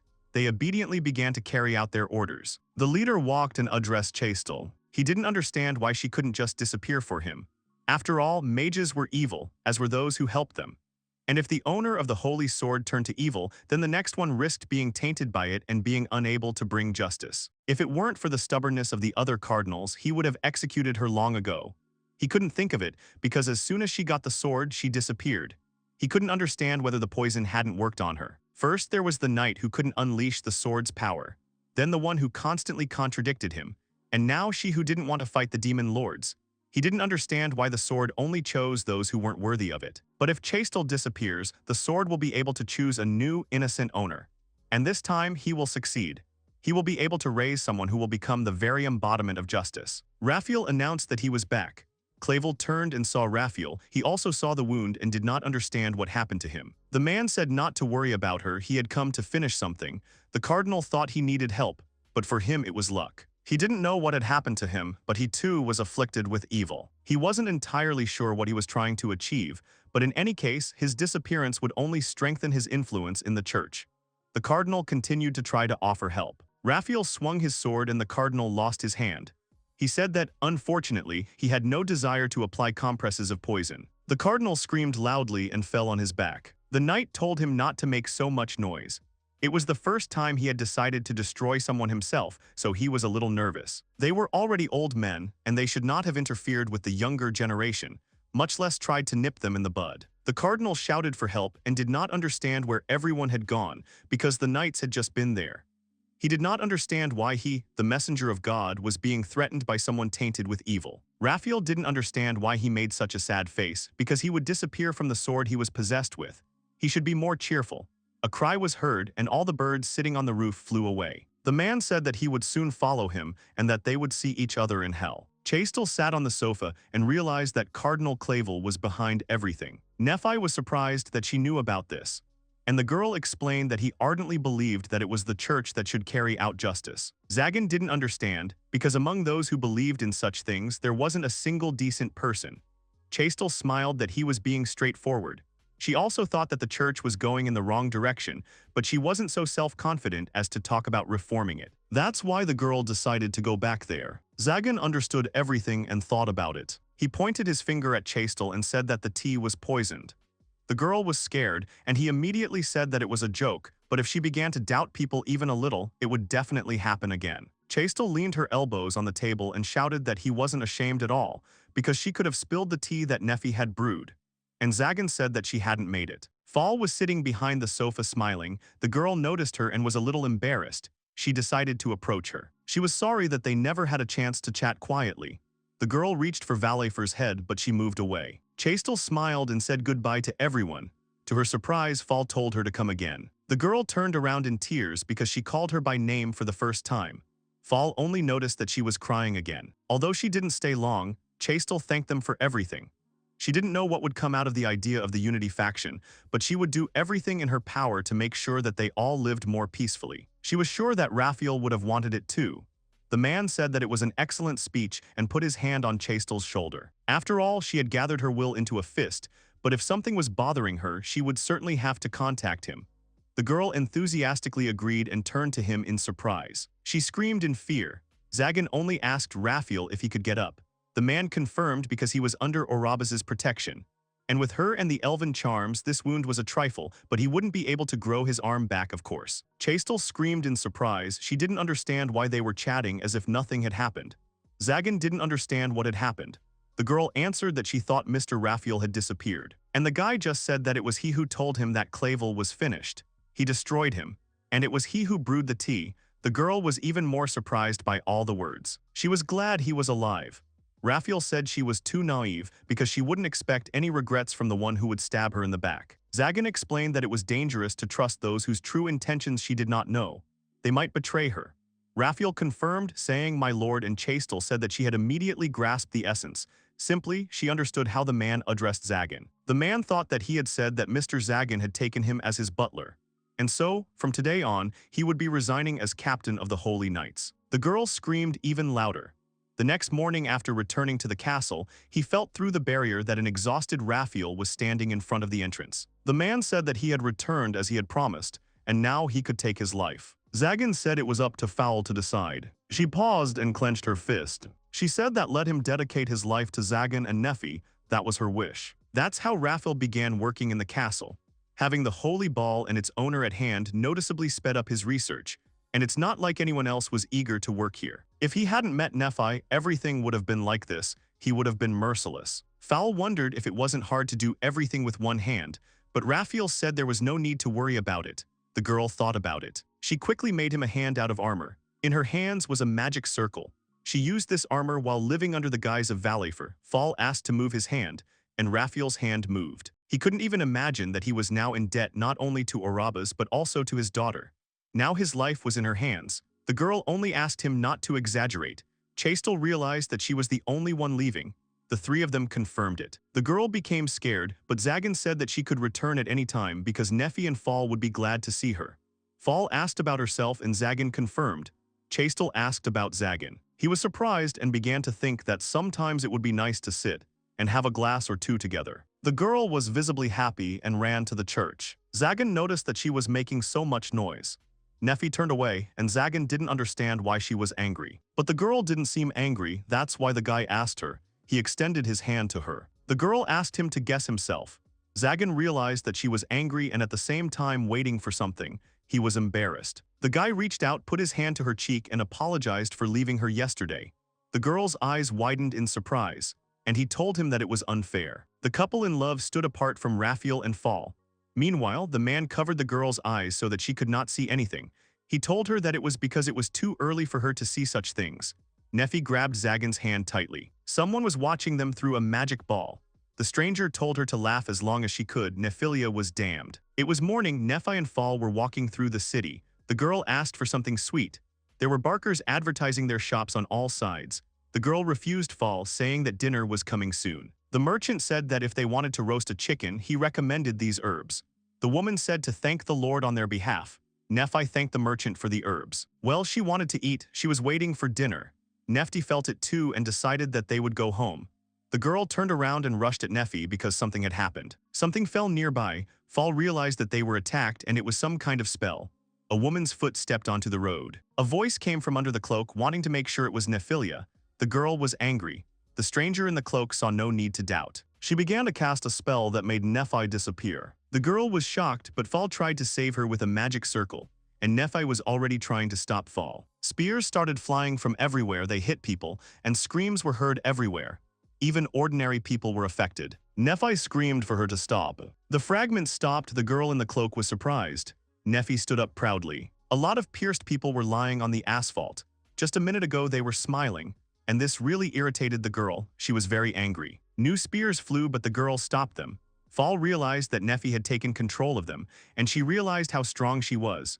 The girl in the cloak felt sick. Nephi said that she would not leave and pointed spears at her, but the unknown woman had a strong shield. It still shattered, but the girl didn't give up and sent more and more fragments, which Nephi sent back. The unknown woman said that the girl was worthless, but she was still an elf. The girls were surprised by the stranger's words. As it turned out, the girl in the cloak was also an elf. Fall didn't understand why her face was familiar. It looks like Nephi's face. The girl stood proudly. She said that the sigil of the Lord was a terrifying power. There was a magic circle on the floor. Voices were heard. People lying on the path did not understand what had happened. Zagan's barrier. Nephi tried to stop the girl and tried to understand who she was. The girl answered that she was she. This is Nephi, only cursed. The girl disappeared, leaving behind a note. The merchant turned to Nephilia. He was afraid that something had happened to her. The others looked around and thought that Nephi had restored it. The girls noticed the letter. It said, "To the demon lord Zagan from the demon lord Bifrons." Raphael summoned Metatron, drawing his sword. He pointed the sword at Zagan, who activated the magic circle. He realized that the power was not in the blade itself, but in the writing on it. They were so different from the magical symbols that he didn't even know where to begin working on them.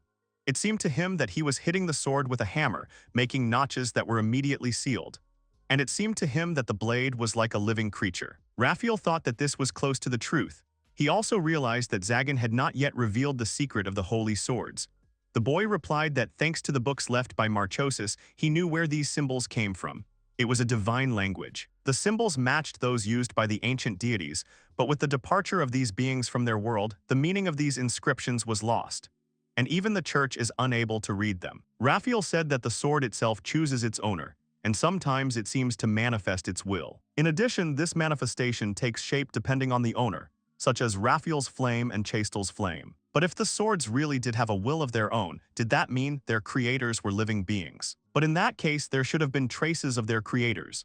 And if so, then it is better to work in this direction than to examine the swords themselves. The country house had two goals. The first is to learn how to destroy demons. The second is to find a way to destroy the seal of the demon lord. He had promised Nephi a quiet life, and the demons and the lords themselves would surely cause them trouble. If he could not find a way to destroy the seals, he would not be able to get rid of their owners. He thought he could find out why the seal symbols and the writing on the blades were so similar, that he could get to the bottom of it, but suddenly Zagan was scared.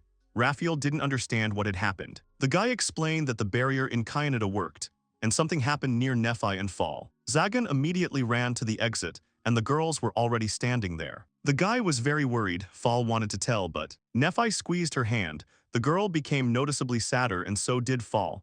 She explained that nothing terrible had happened. Zagan and Raphael exchanged glances. The guy asked his daughter again and she confirmed. Zagan calmed down and said that Raphael was just about to squeeze the juice. And he asked the girls to help him. They left. Zagan and Nephi were left alone. No one could hear them. Nephi started to apologize. The guy thought that it was so hard for her to talk about it. He was ready to destroy the one who did this to Nephi. But if she couldn't talk about it, then she needed to calm her down and not bring up the topic until she was ready to tell him everything. He didn't understand how to do it, because when he wasn't in the mood, she put her head on his lap. He thought about how to behave in such a situation. The girl tried to explain, but Zagan had an idea to take her to a place where there would be atmosphere. The guy picked her up. The girl was shocked. He carried her and thought that she was so light, so soft, and smelled so nice. They were both embarrassed. Zagan brought her to the library because it was cozy and pleasant. He couldn't put her on his lap there, so he just sat at the table with her. She didn't understand what he was doing. And he didn't know either because dinner wasn't soon and he wanted to finish reading something. He realized that he had made a big mistake somewhere. Nephi remembered the letter. She gave it to Zagan, saying that she had been given something when she was in Canada. He asked her to read it for him. In the letter, the highly respected demon Lord Zagan. In order to strengthen our relations, he invites him, a new comrade, to an evening ball. This invitation extended to all the inhabitants of his castle, and also to Madame Chastel Lilkvist, eagerly awaiting his consent. Demon Lord Bifrons.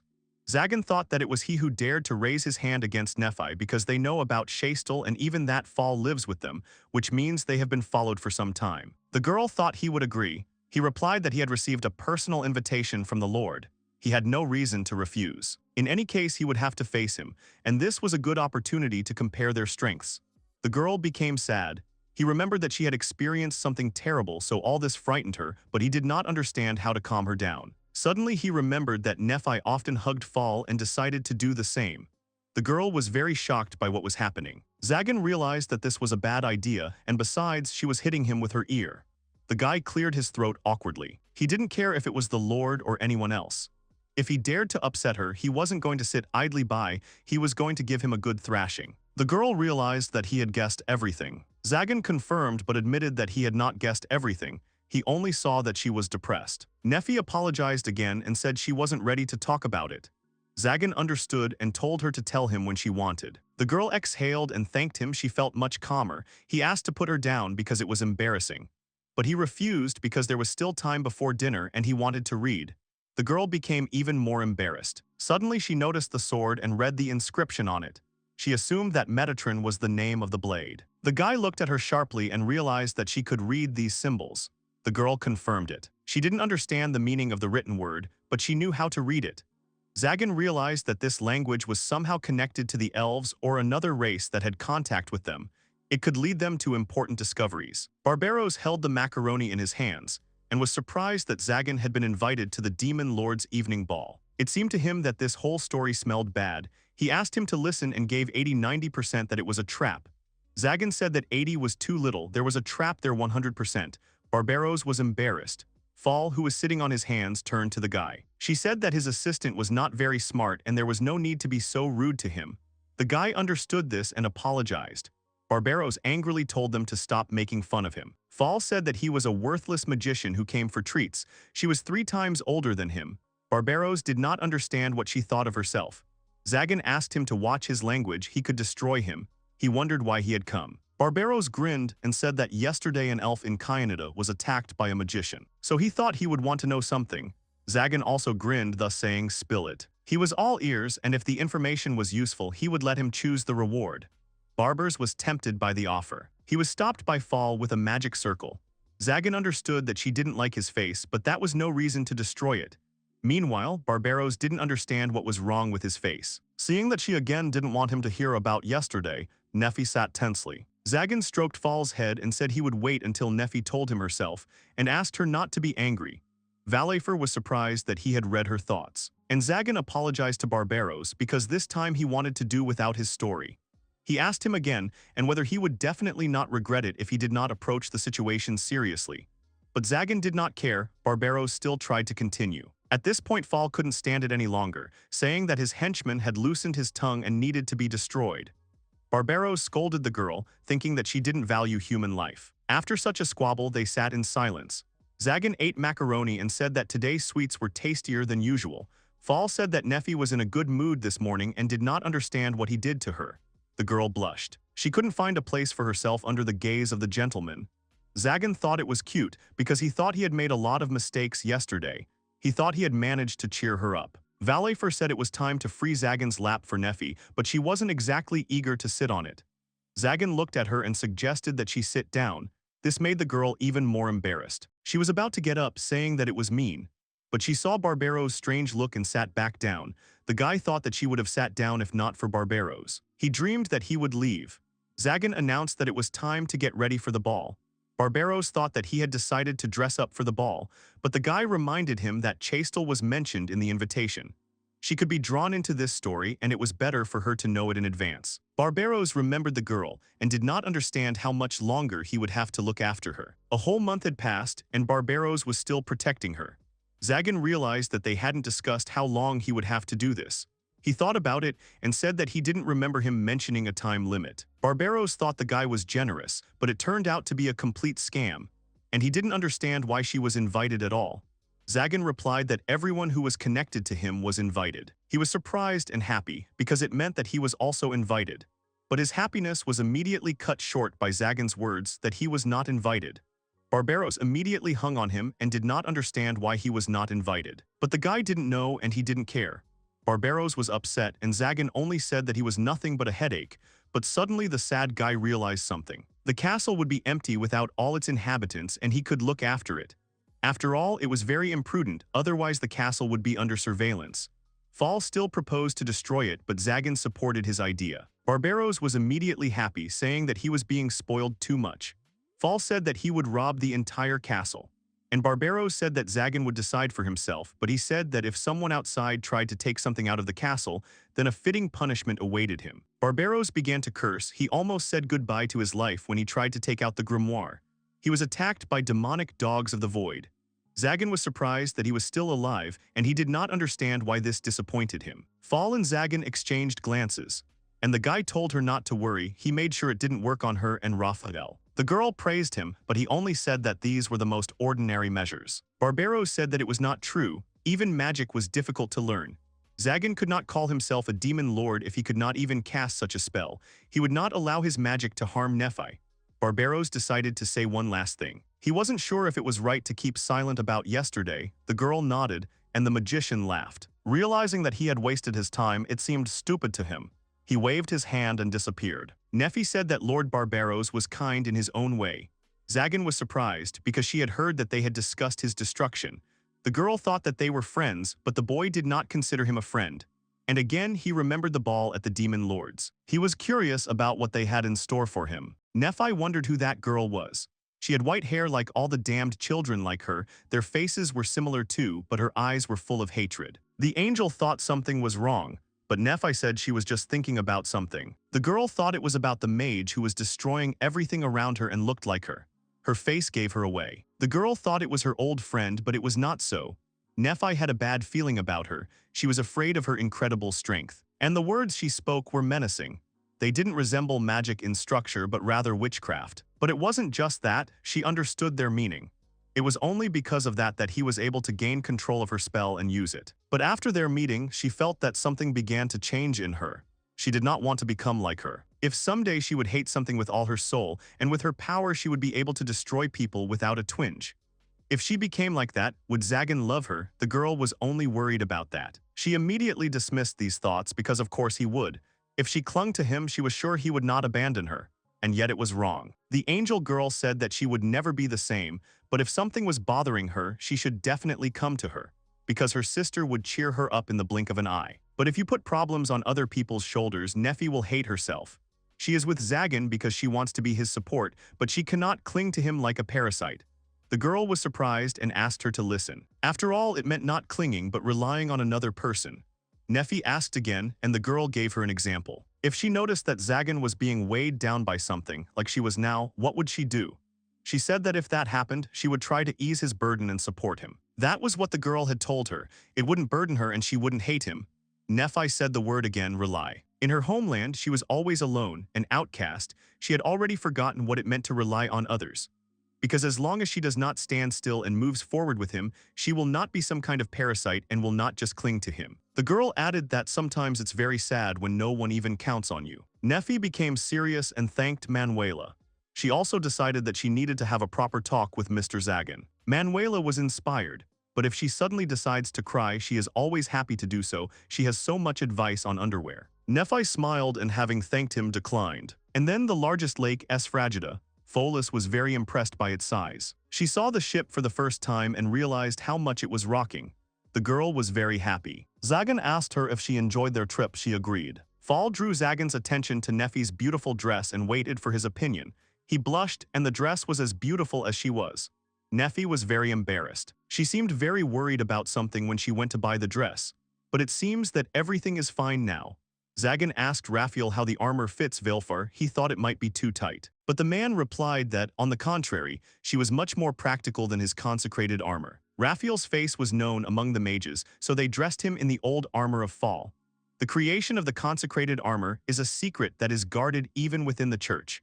Raphael was surprised that he was able to turn the armor of the Phantom into it. And the guy just replied that it was entirely Nephilia's merit, because on his consecrated armor, as on the holy swords, symbols are used. And their source of power is most likely a celestial language, but Nephi was able to read them. So the idea came to him that if they repeated the symbols from the consecrated armor, then their power would also manifest along with them. Raphael was very surprised by this, and Nephi said that they were different from the language spoken in her village, but she had definitely seen them somewhere before, but could only read them. Zagan said that when he tried to imbue the symbols with magic, it didn't work. There was some reason why only someone who could read the symbols could use them, and it was probably an elf or someone from a race close to them working with the church. Raphael thought that she could make holy swords too, but she denied it. They managed to reproduce their power, but only partially. They were copies that could not compare to the originals. Certain conditions were necessary for their creation. Otherwise, the church would have long ago put their production on stream. In addition, the symbols on the seal of the ruler, although similar to the heavenly language, Nephi could not read them. There is some connection. Zagan hoped that in the future he would be able to count on his support as well. Raphael cheerfully supported him. Chastel suddenly appeared, apologizing for interrupting them. She thought the ball was not taking place here, but Zagan confirmed that this was the place. She didn't understand why such eerie music was playing. He replied that the guests didn't want their conversation to reach strangers' ears. The host of the ball was trying for them. Chastel noted that the musicians themselves were not alive. The girl was already irritated because he had sent her an invitation to the ball, but he himself did not know what kind of meeting it was. And he answered that it was a trade meeting for magicians. Chastel had already screamed because she did not understand why he had not warned her in advance. She thought that the evening ball should resemble a normal party, and she dressed with this in mind. Nephi said that Chastel looked very good in the dress she was wearing, and the girl in turn complimented Nephi's dress, but that was not the point. Zagan didn't want to believe that she had come here unarmed. Chastel said that her sword was left in the lobby. She didn't think it would be okay to dance in the armor of a holy knight. Everyone present turned sharply in their direction. The cloaked mages began to talk among themselves about her mention of the knights. One of them remembered that she was the only woman among the captains of the order. Someone thought that she had been sent to a dinner party for the Lord. Someone thought that it was impudence. Someone suggested that she be destroyed altogether. Chastel began to feel uneasy. Zagan understood that they were a lot of trouble, and he told her to follow him. They walked through a room with a large number of guests. Chastel did not understand why he was walking through the crowd, and Zagan wanted to create an impression. The song March of the Demon Lord started playing, but everyone was looking at Zagan, realizing that it was him. They thought that he was the new Dragon Lord. Someone noticed that a ghost was following him. There was a rumor that it had disappeared, which meant that Zagan had subdued it. They noticed the horns on Fall and realized that it was a young dragon. Someone heard that Zagan got her when he killed the mage hunter Raphael. Elf entered their conversation. Someone warned that she was Zagan's bride and they had to be careful with her. Someone else heard that Purgatory was cut into 8 pieces in an attempt to harm her. Someone must have spoken of the 7-day torture he was subjected to. Heard that he was only able to survive by swearing allegiance to Zagan. They thought that since he could gather such a pack, he had also subdued the Maiden of the Holy Sword. But Chastel wanted to intervene because she did not remember her becoming his henchman. Zagan told her that if people say so, it is true. If not, they would destroy her. The girl jumped up to him. People whispered and assumed that she was his concubine. Chastel was about to protest when Fall told her to be quiet, hitting her on the back of her dress. The whole pack climbed onto the bridge. Chastel held tightly to Zagan, who asked her to let go of him, But the girl said that he had misunderstood her because she could not unclasp her hands. Nephi offered her help. Chastel immediately began to apologize to her. She was in complete shock. Zagan blushed, as did Nephi. After all, he had never seen her like this before and was even glad. And now, Zagan went beyond the fence of the bridge and went out into the crowd. He started making a speech. He thought they had all heard of him and introduced himself again. And he was the new demon lord. He also mentioned the host of the evening who had not yet arrived, but Zagan wanted them to have a great time. All the people with glasses raised them up as a sign of respect. Zagan doubted that there was anyone here foolish enough to risk angering him, so if Chastel was careful, she would be safe. The girl thought he was implying that she was clumsy. Nephi offered to talk to her and she would calm down. Chastel thanked her because she was always kind to her, but at the same moment Fall shamed her for being a crybaby. Chastel asked Nephi if she had ever been on a ship, but the girl told her that it was the first time for her because she grew up in the mountains. Zagan said that technically it had happened. As a boy, he was trying to get food and fell into a box and someone nailed it shut and carried it to the ship. He had food, but he almost suffocated. And when he was discovered, they scolded him. Nephi joined the conversation by telling how she once climbed into the basement and found some honey there, but was locked in and almost froze to death. Zagan asked if she could identify those who did this. Nephi thanked him, but thought that it was not worth resurrecting someone for the sake of revenge. The guy smiled. She was kind. The girl said that he himself did not take revenge on those who scolded him. He replied that the stolen fruit was delicious. The girl confirmed, remembering that the honey was delicious. Fall understood that they had been through a lot, but Chastel was more concerned that the church was leading its flock in the right direction. The girl explained that Cardinal Clavel's disappearance a month ago had been declared an accident. The three knights had tried to cover up all traces. The Unity faction already knew that Raphael was seeking a meeting with the Cardinal, but there were no questions from their side. Raphael said that the main goal of the Unity faction was to avoid unnecessary conflicts with the mages. They didn't know when the demons would return. They would figure that out when Mr. Zagan got stronger. The boy realized that they were fine with it as long as she got along with him. Chastel was surprised. Zagan replied that if someone was poisoned, even he would be worried. The girl thought he was worried about her, and the guy thought he was wrong. And he explained that he meant that he didn't want her to disappear because he was his friend, but she thought about love. The girl misunderstood him, and now he didn't know what to say. But he didn't care what was on other people's minds, as long as it didn't bother him and Nephi. And Chastel wasn't so stupid as not to feel the difference. But he thought she wanted to hide it herself. Here the girl asked Zagan about his specific goal. She repeated that she was not so weak as to be a burden, so she wanted him to be able to trust her. Zagan and Nephi were surprised by her words. After all, he had already saved her more than once, and she wanted to repay him. She didn't care if it was in the form of an alliance or something else, but she wanted to maintain this relationship. The boy clenched his fist. He wasn't sure he understood what trust was. He hadn't felt it for a long time. The girl was surprised, thinking that she and Nephi completely trusted each other. He may not realize it, but he trusted Nephi. Zagan realized that it was true. It was thanks to her that he understood what it meant to heal someone else's heart. He didn't trust Raphael and Fall, but he doubted that he could rely on Chastel. Nephi thought and rubbed the collar of her dress. She turned to Zagan. She said she had something to tell. Her heart was pounding. Everyone turned around. There were boxes behind them. There was a knock coming from them.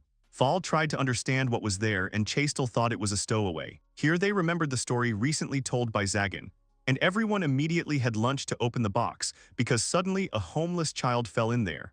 Raphael assumed that there might be a dangerous animal there and asked to let him open it. When they opened the box, they were surprised. There was a boy inside who thought he was going to suffocate. He thanked them very much because he himself would never have opened it. He decided that now he was indebted to them for the rest of his life.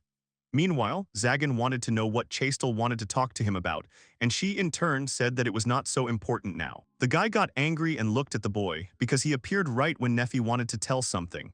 The boy apologized very much. He did not want to interrupt their conversation. Nephi asked Zagan to calm down and asked if the boy was okay. He said he had a few scratches. The girl said she could heal them, but she also wanted to know how he got there. The boy introduced himself. His name was Nero, and he was a novice magician. So he could deal with the scratch himself, but then his magic circle flared up. Raphael asked if the boy was okay, but he just wanted to show off, and in fact he had no abilities. Even after a year of training, he still could not learn magic. His eyes lit up and he begged the Lord on his knees to take him as a student. After all, that was why he had snuck on board. The boy stood there in amazement. But the boy continued that he understood how impudent it was on his part, but he continued to ask, He could only ask him, but Zagan did not feel even a drop of magical power from him. He understood everything and said that he had no time for his students now. The boy began to run around him, begging him to take him, and the student he could carry his things and run errands whatever he wanted. He offered to wash his shoes with his tongue. Nephi asked him to think about the request, but he said there was no need. The girl looked at the boy who was begging, and someone was hovering over her ear, laughing and telling her that she had a good heart. She immediately turned around and the mage flew up, giving her the instruction that you shouldn't trust mages. After all, they are all liars. Zagan looked at her and this mage introduced herself. This was the temptress Gamori. She wanted to greet the Lord personally. The guy realized that she was one of the candidates. The woman smiled and Fall stood looking at her in surprise. Zagan thought that she wanted something from his daughter, but Gamori replied that she was trying to figure out whether the miraculous butterflies surrounding the ruler had been kidnapped or not. The woman realized that it seemed that she had worried in vain. The guy said that if she wanted to show concern, she should take care of Chastel instead. The woman said that she didn't like the holy knights and didn't care what happened to her. Someone appeared behind Gamori and said that it was impolite to say such things. There stood a man with a lion's head. Zagan realized that it was a werewolf lion and he had seen it at the auction. It was the black blade of Kamaris. He lifted Gamori by her cloak and apologized to Zagan, for the lady's lips were poisonous, but her heart was kind. After all, seeing children of rare races like elves and dragons near him, she was worried that a terrible fate had befallen them. Kamaris asked to forgive her. The woman asked to be let go because she had said nothing to ask for forgiveness. Zagan thought that the two of them knew each other. The werewolf confirmed it. And he may look scary, but he's a coward at heart, so he relies heavily on Mrs. Gamori. They began to imagine the old woman carrying a werewolf on her back. The woman said that she simply loved animals and why else would she help him? Kamaris thought that now was not the best time to confess. The woman asked again. Zagan was surprised at this time that they were candidates for the position of ruler. And if they were elected, the world would become safer. The werewolf asked the boy to be careful because he thought he was kind. He was sure that there would be those who would want to take advantage of this. The lion looked at the trembling boy. Zagan replied that kind was not the best word to describe the demon lord. Kamaris explained that kindness often referred to the ability to feel sympathy, and he thought that he felt this way towards his followers. Zagan was shocked by the fact that the werewolf was not at all embarrassed by what he was saying, and what's more, so honestly. But the boy thanked the werewolf for the warning. Kamaris hurried away. Chastel was amazed that there were other good magicians besides Zagan, and the boy thought that he showed up only to protect Gamori. He thought that since mages couldn't live normal lives, they would all end up rotting from the inside just like him. But it seemed that some didn't cast aside their humanity. Nephi sat on the mast watching everyone. It was time to begin the show. Zagan saw the full moon. It seemed to him that when he and Nephi first met, there was a crescent moon in the sky. The guy looked at the girl who was admiring the sky. He conjured a chair, saying that since they were done with all the troubles, Nephi should sit down. The girl said that it would be better if she stood. Then he pointed to Chastel and looking at Nephi, he offered her to sit down. The girl sat down immediately. Fall wanted something tasty, and Raphael decided to leave with Zagan's permission. He allowed it. The man grabbed Fall, and she wanted to stay here a little longer. And Raphael said that it was time for her to learn to catch the atmosphere, otherwise the master would give her a thrashing. The girl told him that he was the last person she wanted to hear about capturing the atmosphere. Zagan blushed but invited Nephi to sit closer, pointing to his knees. The girl told him that it was terribly shameful to do such a thing here, and he understood that too. Nephi said he embarrassed her too often. He told her he just saw a new side of her every time. The girl became even more embarrassed, saying that it was not fair, and Zagan looked at her. The girl's ear began to tremble. The guy poked it to make it stop. The girl screamed. He immediately began to apologize because he was simply curious. Nephi thought that he was interested in her ears, and Zagan replied that this was Nephi's strongest part. She became even more embarrassed but said that if he liked it, then she didn't mind. Zagan was shocked that he really could. He sat down opposite her and said that he would touch them now. Nephi agreed. The guy took the girl's ear. He realized that they were so soft. He did not feel the pulsation of the arteries, but the more nervous she became, the harder her ears became. The girl put the bone of her finger in her mouth out of embarrassment. Zagan thought she was tickling, although it looked more like he was doing something terribly indecent, but he continued to stroke her ears. The girl raised her head, and the guy immediately began to apologize, thinking that he had hurt her. But as it turned out, she was simply touched for the first time for them, and she was embarrassed. They both hung their heads in great embarrassment, and all the people looked at them. Everyone had their own emotions. The boy and the girl immediately jumped away from each other and were silent. Nephi said that next time they would make sure that they were alone. Zagan was shocked that he would be able to touch them again. And he realized that she wasn't disgusted. He didn't think he could hold back if she did it again. Suddenly he realized that he hadn't told her that he liked her and he needed to keep things in order. Someone came up from behind, surprised by their actions. It was the boy from the box who asked permission to pour him a drink. But Zagan told him to get out of sight. The boy only wanted to serve Lord Zagan and his companions. He would not even be afraid if Zagan considered him his servant. Nephi was embarrassed and stepped forward. She decided to tell about the incident. Zagan, reminded that this conversation was interrupted by a boy. Nephi continued that recently in Canada a girl attacked her. She did not know whether she obeyed the Lord of Demons or not, but it was clearly not just a mage. Without finishing speaking, fog appeared on the ship. The girl didn't understand what was happening because she didn't even see anything. Nephi thought the ship was under attack and Zagan was looking for his beloved. The girl couldn't make a sound, and she couldn't move either. The fog began to clear and the boy ran up to her. He thought something had happened to her. Nephi saw that he could move and realized that she was the only one being held down. If it had been a simple spell, Zagan's magic would have absorbed it. The boy did not understand what was happening, but he would do anything to protect Nephi. The girl realized that this was a power that he could not absorb, something like witchcraft. She understood whose handiwork this was. Zagan was worried about the girl, and she was glad that he was safe. But before him was another Nephi who did not understand what had happened. Nero and Nephi were shocked that there were now two Nephi. The boy did not understand how this was possible, and he could not get through. He realized that they did not see or hear them. Another said that she was surrounded by some kind of fog and she was very scared.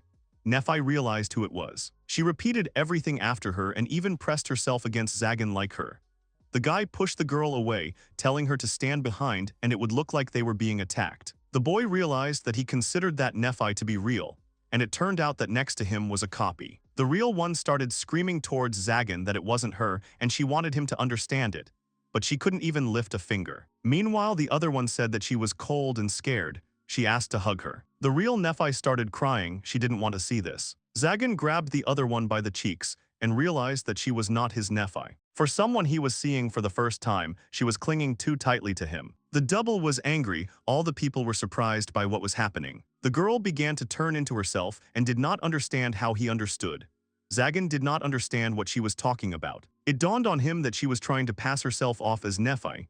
The other was surprised. He began to say that the girl did not even try to pretend to be her, because they were similar only in appearance, and of course, he was able to distinguish them. She realized that he had figured her out, and the guy continued that he didn't see the boy who was always with them. Zagan noticed something and raised his hand to strike, saying that they had enough of hiding. He broke the dome that was hiding both of them, and both prisoners were happy and surprised at the same time. The boy tried to explain that he was trying to protect Mrs. Nephi, but the boy thought he was still trying to trick him. The boy screamed. There was a loud explosion. The ship began to sink. Zagan hugged Nephi standing on the sinking ship. The guy apologized to her, thinking that he had scared her. But the girl started crying because he recognized her. Zagan thought she was just glad she was finally safe. Someone started laughing because he was as merciless as always, and he was confident in his acting. Suddenly, the ship returned to its normal state, and the stranger did not understand at what moment he understood. Zagan replied sarcastically that he really thought that some boy without magic could get into the Lord's ball, which was well guarded. The stranger realized that there was something wrong with his legend because he really had screwed up with it. The stranger decided to introduce himself.